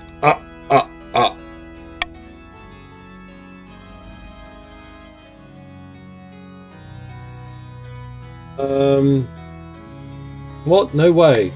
Really? To save 1,000 lives, you won't give up a single tooth. You survey the worried faces of your nobles. Allowing this wizard to pull out a royal tooth looks weak, but condemning your citizens looks cowardly. Take the damn tooth. One of Gordius's apprentices steps forward and whips out a pair of pliers. It's over in a flash.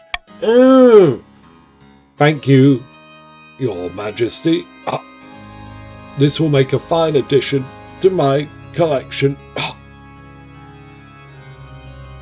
At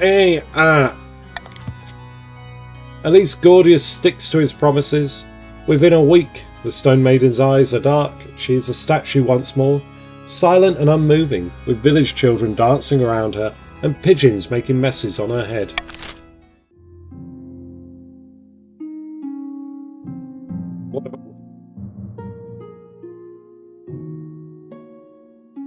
Did we not just have this in the East? Is this a different... That wizard is hot, yes. Your Majesty... Oh, okay, no, this is a different one. Not the same event, yes. Brain fart. Your Majesty, the yields from southern farms are extraordinary. I've never seen the like. The peasants have even hybridized a new variety of wheat so dense that a single slice of bread can sustain you an entire day.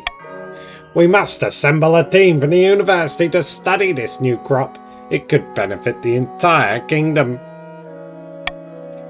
By the night. Wait a moment, you can't spread our secrets to just anyone. I'll have you know that our produce is very much in demand.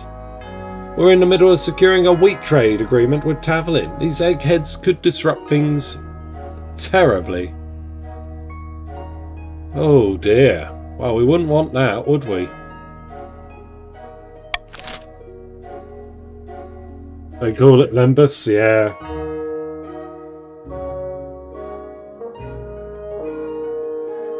I mean, Grandies, look, I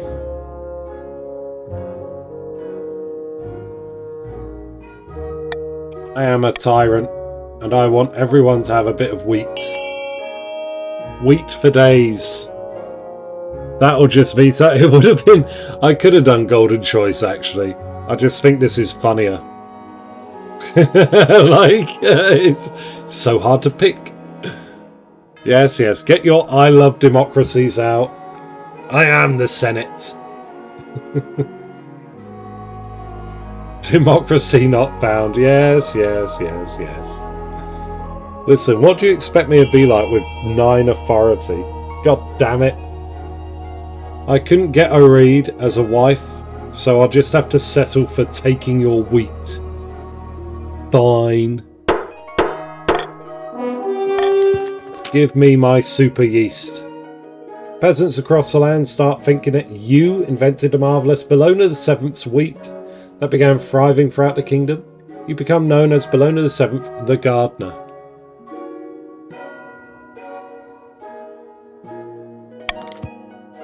As for the grandees, they're most affronted, citing trade secrets. They're planning to name it something like the Southern Blessing. Well, the Tyrant Gardener. But Bellona VII's wheat has a better ring to it. The council has spoken. There we go. It was me all along. Bellona VII. 3, 2, 1, bite. 2 nobles, dangling bright red chili peppers over their tongues, chew ferociously at their respective veggies. Oh, is that Ghost? Yeah, Ghost, hello. Looking very neat and tidy. A lot of pale stuff going on. I'm a bit of a fan of that. And over here, Vitamin, I believe. Gah! Yes, it's Vitamin. There we go. I customized it. Yeah, that's it. I like how, like, when I see this banner, I know people own the game and they can tinker with what their costumes look like. I can't take it anymore. As the Lady Patrician Ghost spits out her chili, the council hall erupts into cheers.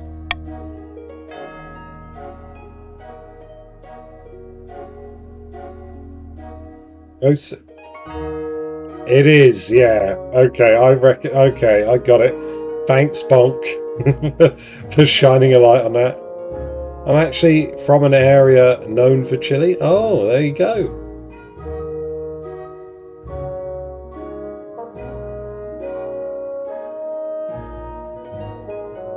As the Lady Patrician Ghost spits out her chili, the council erupts into cheer. Yeah, I got it.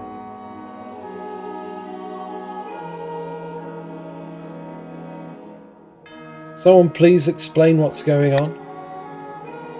They're Grandee Mr. Alex's famous red-hot Havavian chilies. Where have you been all your Serene Highness? I don't know, winning a war against Kurf?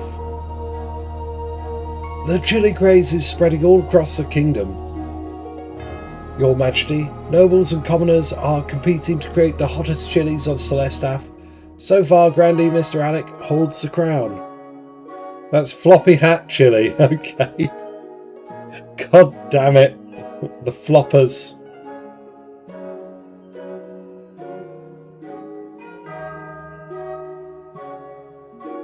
Very well, carry on.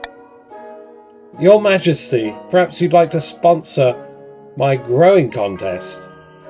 I'm looking for the hottest chili in the land. The winner will receive a hefty cash prize. Or you could sponsor us, Counts. With the Treasury's support, we'd be sure to win.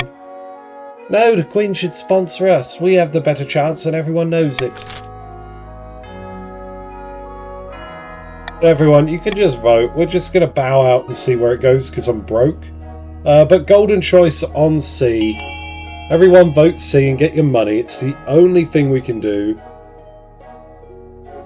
Yeah, I paid for Gordius.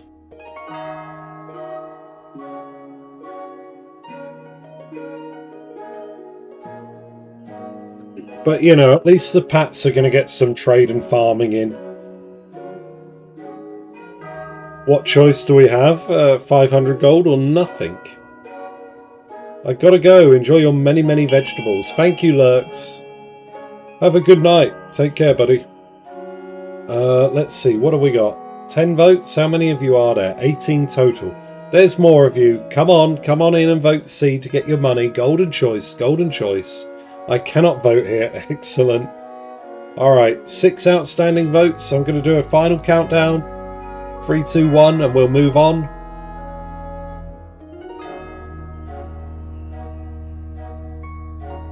Boom, boom. Okay.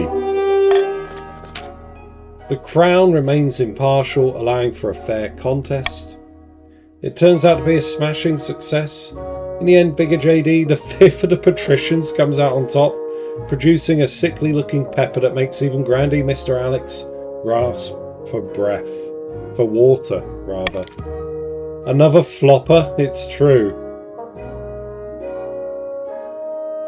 Bravo! What diabolical spice! Truly marvellous! Even without your involvement, new life is injected into ailing farms throughout the kingdom. Peppers are the future of Horte cuisine. Eastern counts start adding chilies to their lamb's blood wine, while the patricians' new crab and chili omelette takes the coast by storm. The rich get richer. I love democracy. Yeah. Oh, Ghost, it's because we've been playing for like 3 months on this Dynasty. So if you have a look, JD isn't even the most wealthy. The people that show up every week just collect the money.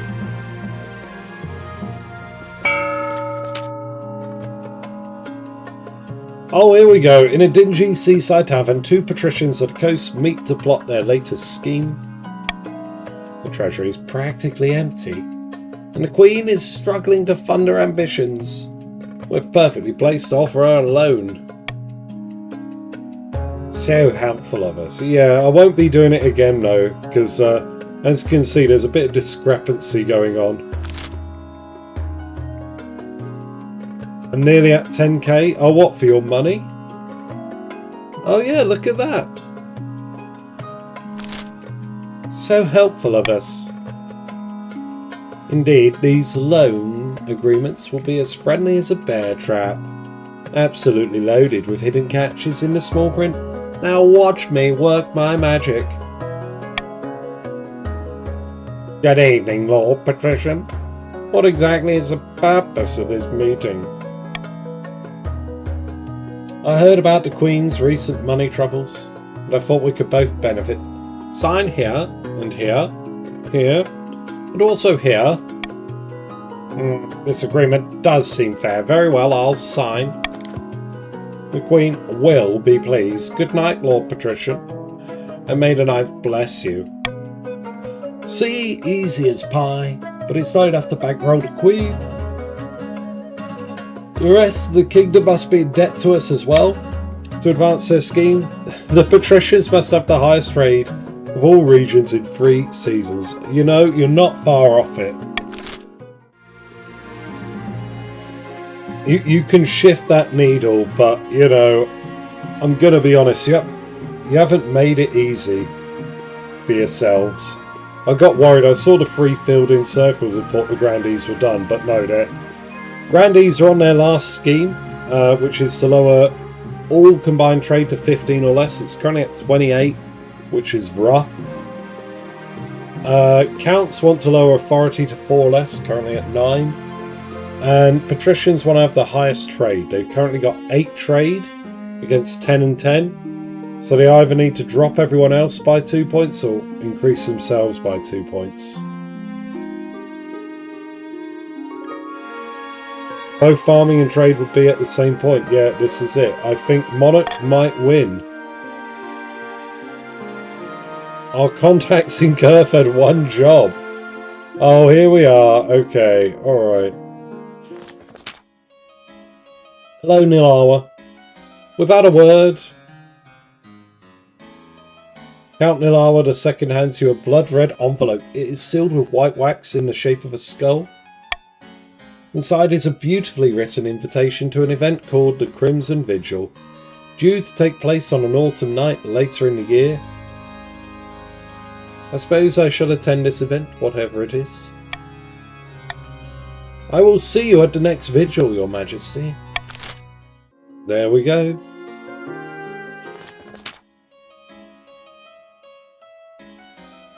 Our lovely Timian's Bane is flourishing, which is wonderful, but a few naysayers are concerned. Which is ridiculous. The vegetation only swallowed a few villages. It's all perfectly fine.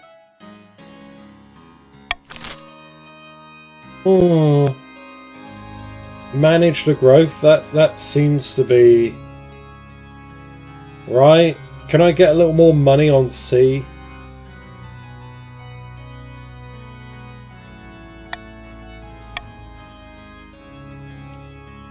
Bane! Bane! We had our war with Kerf and won. That's true.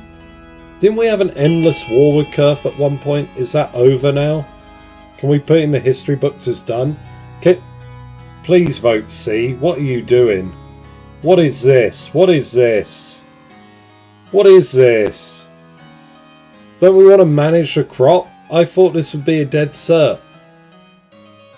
This sounds funny. Oh, it sounds funny, does it? Oh no. Oh no.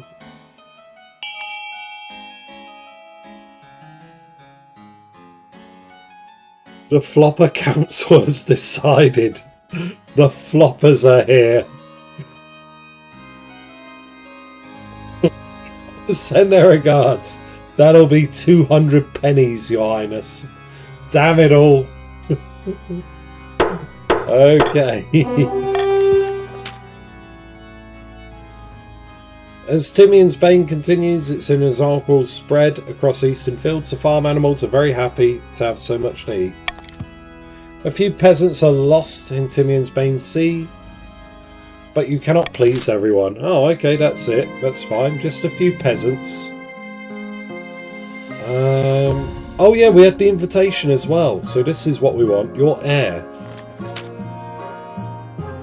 Your quest for an heir is finally complete. You stand before the council holding a small child in your arms. Should I die, I ask, that my crown be passed down to? The council hall is filled with nervous silence. What have we got? What have we got? What have we got? What have we got? Oh, my child.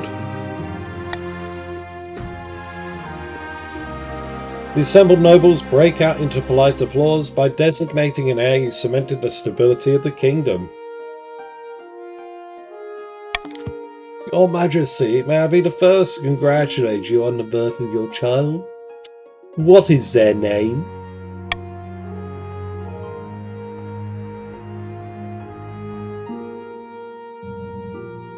Everybody, chat, allow me to introduce Bellona VIII, the future monarch of the kingdom. Number 8. Can you believe it? Praise be, Your Holiness. I'm sure little Bellona VIII will grow up to be a chip off the old block. Congratulations on finding an heir. Now you just need to fulfill your ambition to win the game. Expect a visit from the Spy Master soon. Flopper on screen. Only good things can happen. Damn the floppers. In the darkest depth of the eastern forest, Count Weldris X has gathered his fellow plotters for around a mossy stone obelisk. Floppers conspiring against me again. The council demanded a shake-up, but the Queen resists all calls to replace her advisors.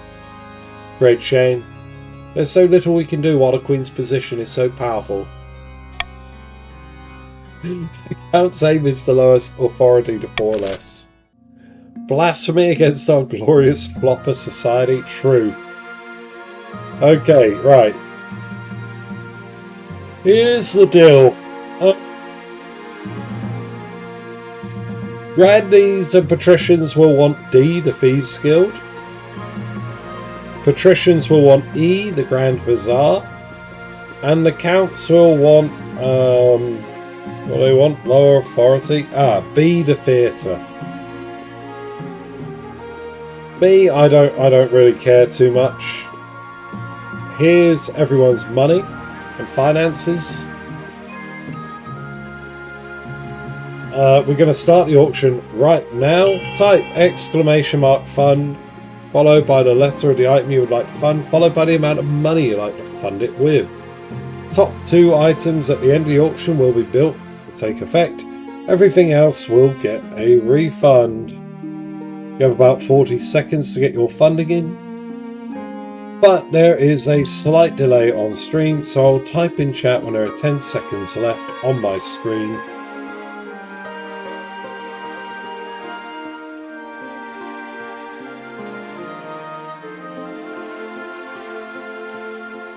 Thieves Guild? It could be a Thieves Guild. Thieves Guild and Theatre?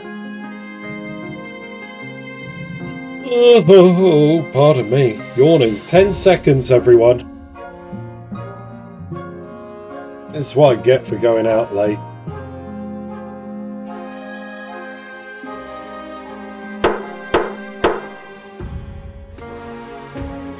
MB69. Nice. Okay, so the patricians get their trade up. Authority goes down. Wonderful.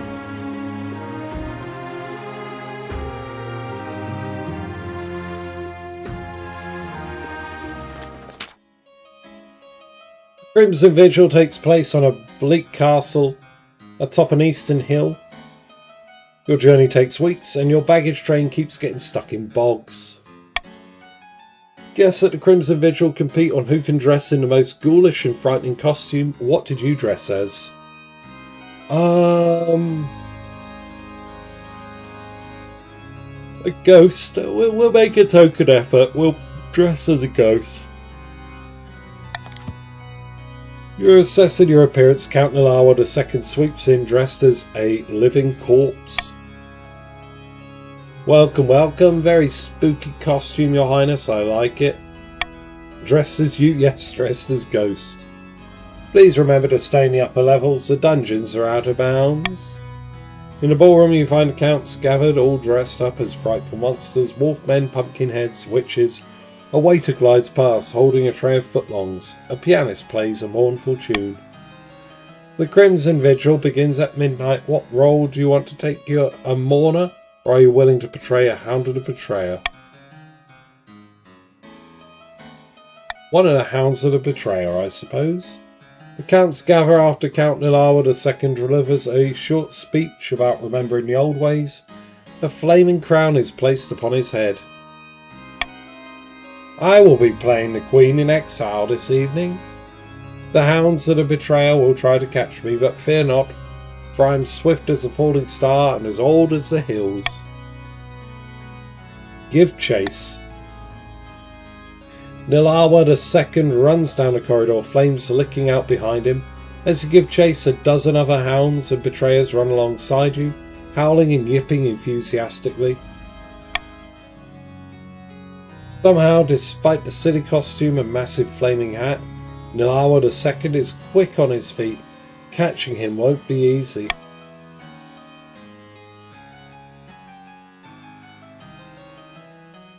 %60% chase after him. Oh, your heavy chains slow you down, allowing Nilawa II to slip away. He is somewhere in the castle, but you'll never find him now. To your surprise, the counts are ecstatic that the Queen in exile evaded you. They declare it a good omen and smash a bottle of red wine in celebration. Nilawa II does not reappear. After that, music is more cheerful. The counts dance and chat long into the night. At dawn, you board your carriage and begin the long journey back to the capital. There we go.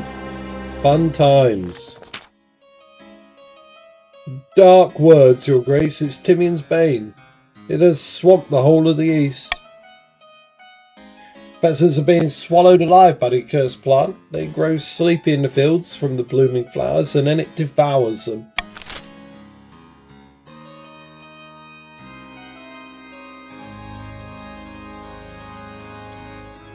I don't think witches count, right? They're not really scholarly.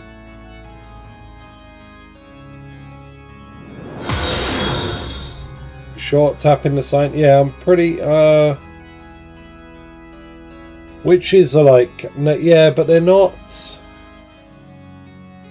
really, the spirit of it is you want to learn about new stuff. I mean, you could, but wizard and witch, they're not the same. So wizards are like magical conduits. No, they're not pretty much the same.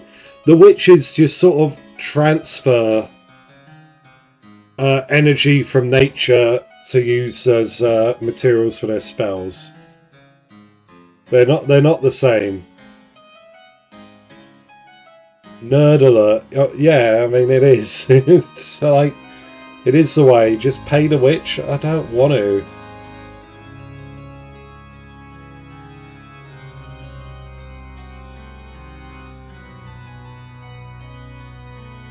The honorary floppers, they must be stopped. I'm going to bribe you to let nature run its course. Let's just see how it goes. I'm sure we can figure it out. We shouldn't have to get involved. Golden choice on C.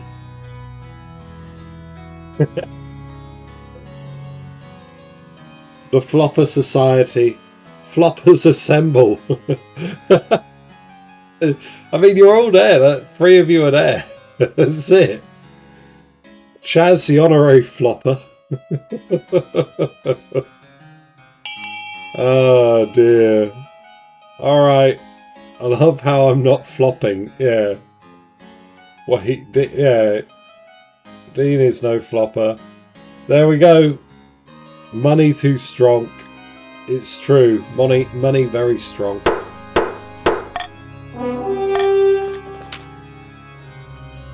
Enterprising merchants join with farmers to harvest as much Timian's bane as they can, wearing masks to avoid the fatiguing effects of the blooms. Oh dear. A few peasants are devoured by stray plants, and tales of horror are quick to spread. Some say you can't stop the spread of Timian's bane, even with fire. What are the... Oh god, it's only their second. Damn.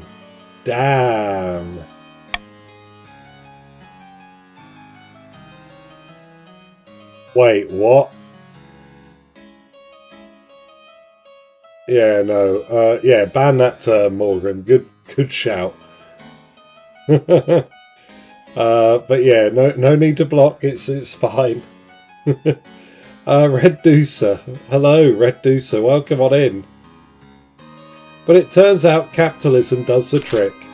It's been a while, actually. Hold on, have you been in this one? Yes, you have. Welcome, buddy.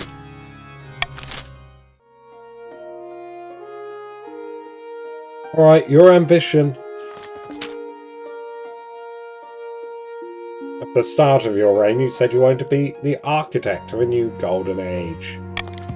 You've succeeded on that front. The kingdom has never been more prosperous. Well done, your majesty.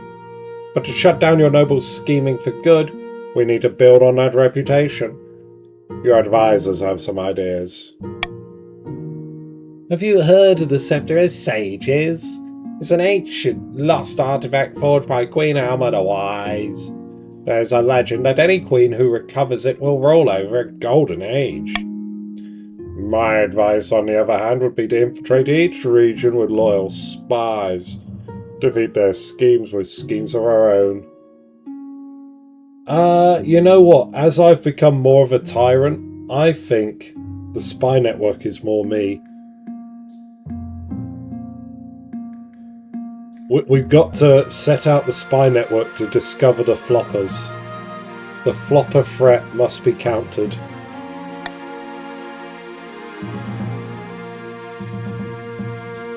A wise decision, your majesty. I'll begin recruiting spies. We'll send them across the kingdom in the guise of travelling bards. But this will require a fine touch. Your priority is to raise the kingdom's stability and overall trade as much as you can, and of course there can't be open rebellion among the nobles.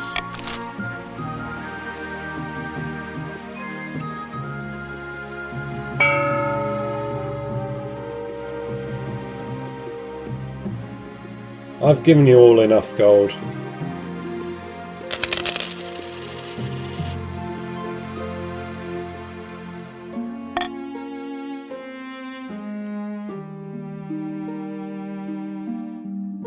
Famous cuisine, the fine print. Okay, famous cuisine it is. True tyrant, it's true. I feel comfortable with it now. I'm owning it. Grandy advisor, the sixth, comes to you bearing a covered tray. He uncovers it with a flourish.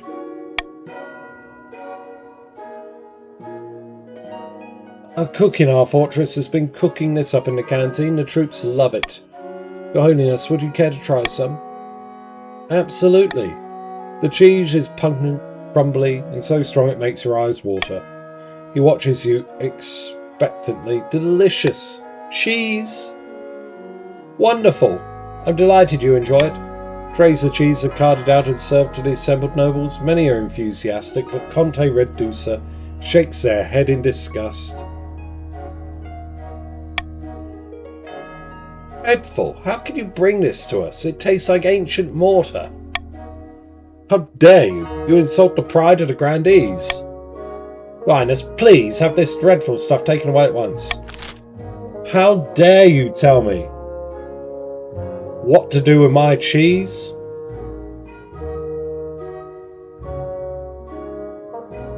It's very simple. I would like to buy the chef to work in the palace.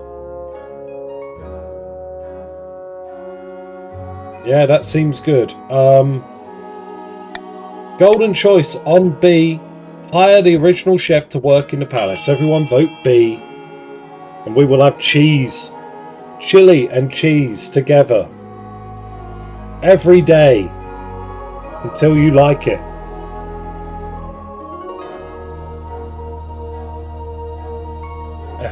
Gentlemen, stop running after money. They're running after the cheese. The cheese is good. All we need are some crackers. Crackers. Crackers and cheese. Crackers and cheese. With some chili chutney. Aren't we refined? Aren't we the height of culture right now? We do have blessed wheat. Yes, we do as well. Could we have some sexy blessed crackers? Queen Bellona the 7th's magic crackers. Coated with grandee cheese and some coastal chilies. Chili chutney.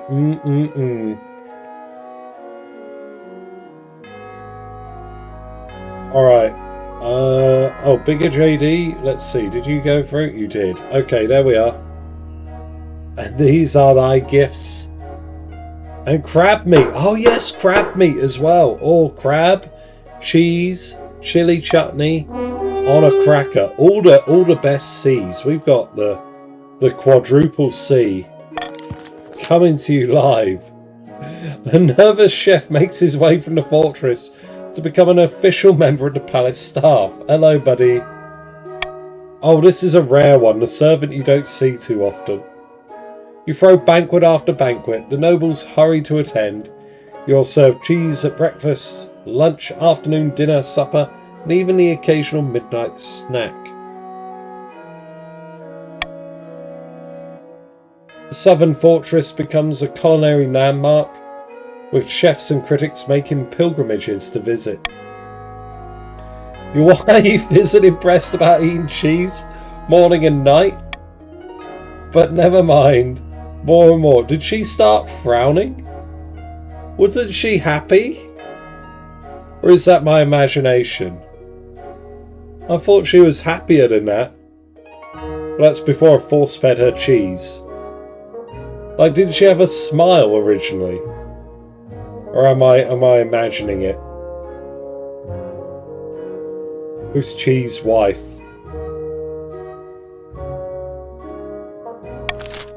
Count resting face, that's true. Oh shit, okay. I clicked the wrong one. I'm sorry, I apologise. I should have done this after the other one, and I misclicked.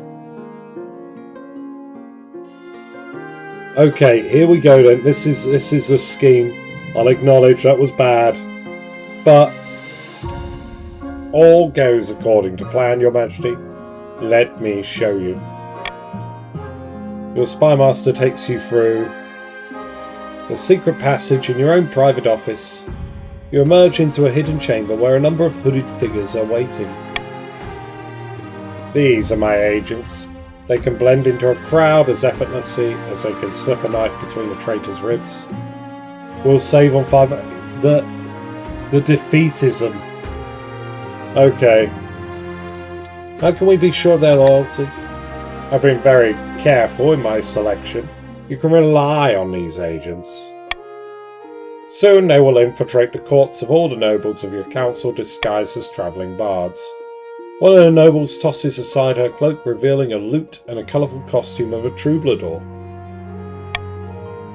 With charm and flattery, they'll worm their way into your nobles' hearts and minds. Will they bribe with cheese? Yes, these are my cheese spies.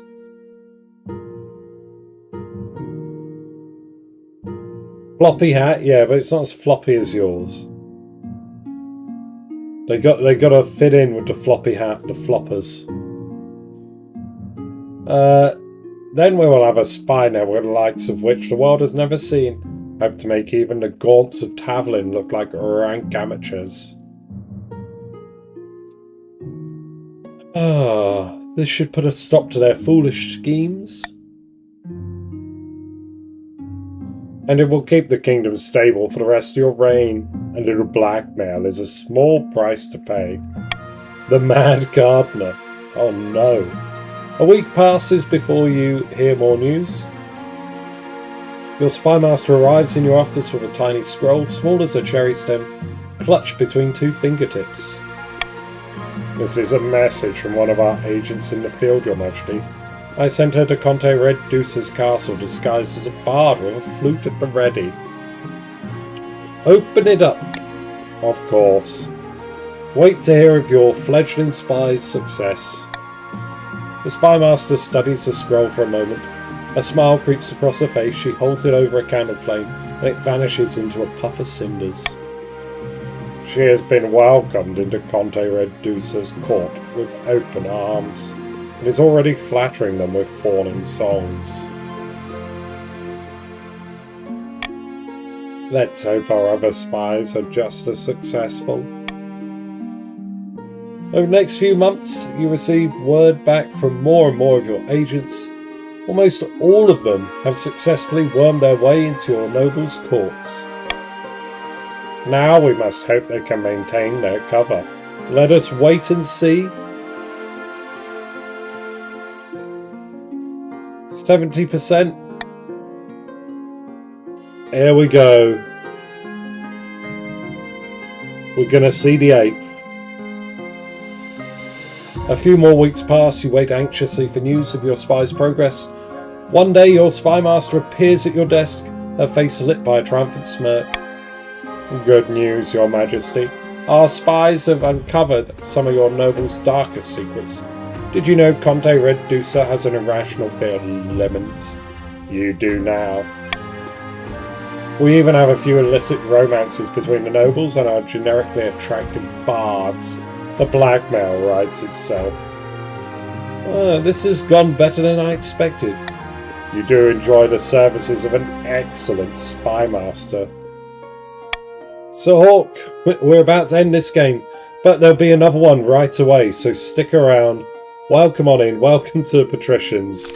We're going to do another one right after this. We can't get complacent, we must see if our other spies are equally successful. Over the next few weeks, your spies send back more and more positive reports. Soon you've established a spy network throughout the entire kingdom. Reducer is allergic to the taste of my cheese. It's true.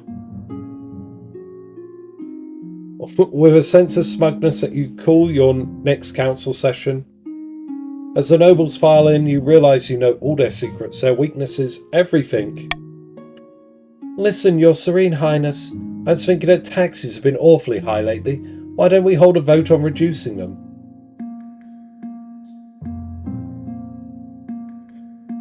Sir Hawk.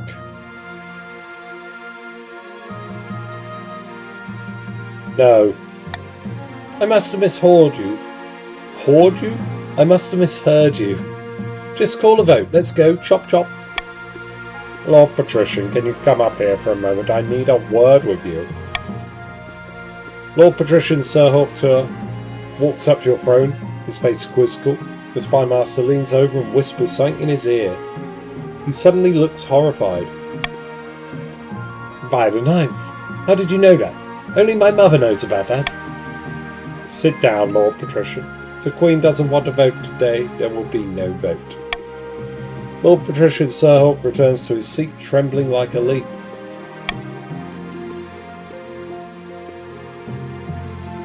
This is an outrage. The vote must go ahead. Hi. Care for some lemonade? Ah! Okay, leave me alone. I'll do whatever you say. It's about time. When you leave the council hall, the nobles are quiet. They know a new era has begun, an era of cooperation or house. Your wife meets you back at your chamber, your heir Bellona the 8th in her arms. How exquisite. You really showed them who's queen?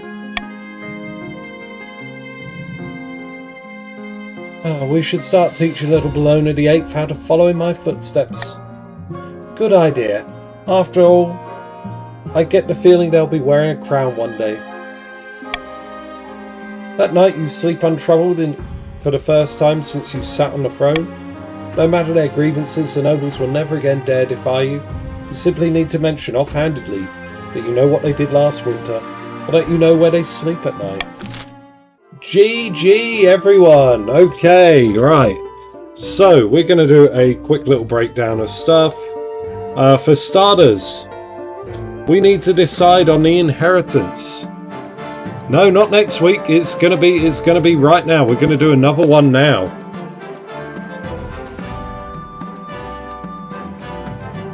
Let me just there we go, there's a poll. New poll. I'm in a good condition. I'm ready to go. I might take a little break to go and do some food and do some other bits and pieces, but we have, what is it? We can either have Librarian again, which will be like the 4th Librarian in a row, or we can have Ernest. You will have 2 minutes to vote in chat, 1 vote each. What do we want Bellona the 8th to have? Gibbo Nexus, goodbye. Thank you very much. Have a good time with Helldivers 2. Everyone say goodbye to Gibbo in chat. Thank you for being here with us. Alright, let's read the book. Bookity book, a book. The Count's attempt to replace the Queen. Advisors never panned out. One night, Count Weldris III is awoke to find a smiling spymaster holding a knife to his throat and kindly asking him to desist. Unable to convince the peasants to act in time, the Grandee's scheme fizzled into irrelevancy. Perhaps next time they'd take matters into their own hands instead of hinging their plans on the whims of the common folk. The patricians failed to turn the kingdom's debts against it, and the moment had passed. Ever practical, they set about collecting interest and hoarding wealth, waiting for the time to scheme once more. Queen Bellona VII ruled from the shadows, getting away in the council with blackmail and threats.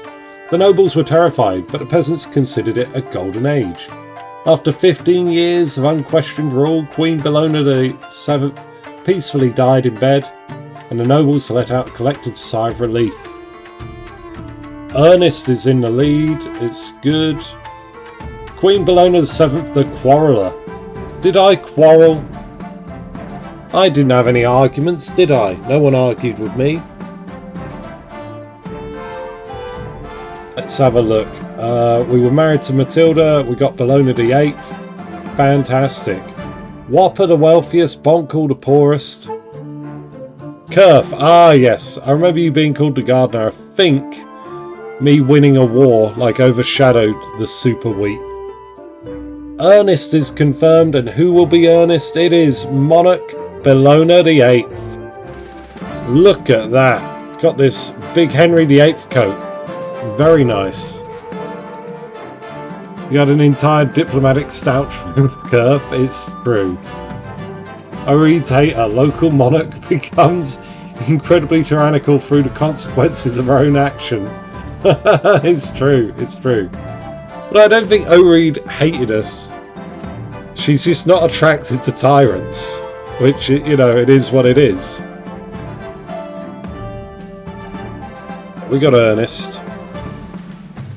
Boom, Ernest is going to be what we're going for. Right, I'm going to roll that up. How do endgame names work? Every time you do something suitably significant, the potential one is chosen at random. Okay. But look at this. Golden Age here. Money in the treasury. We're going to be fantastic.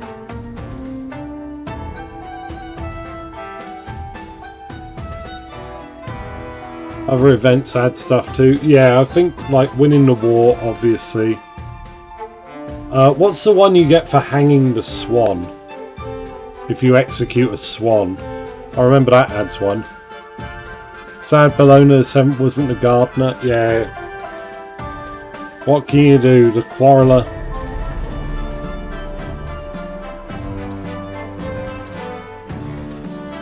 Oh well. Oh well.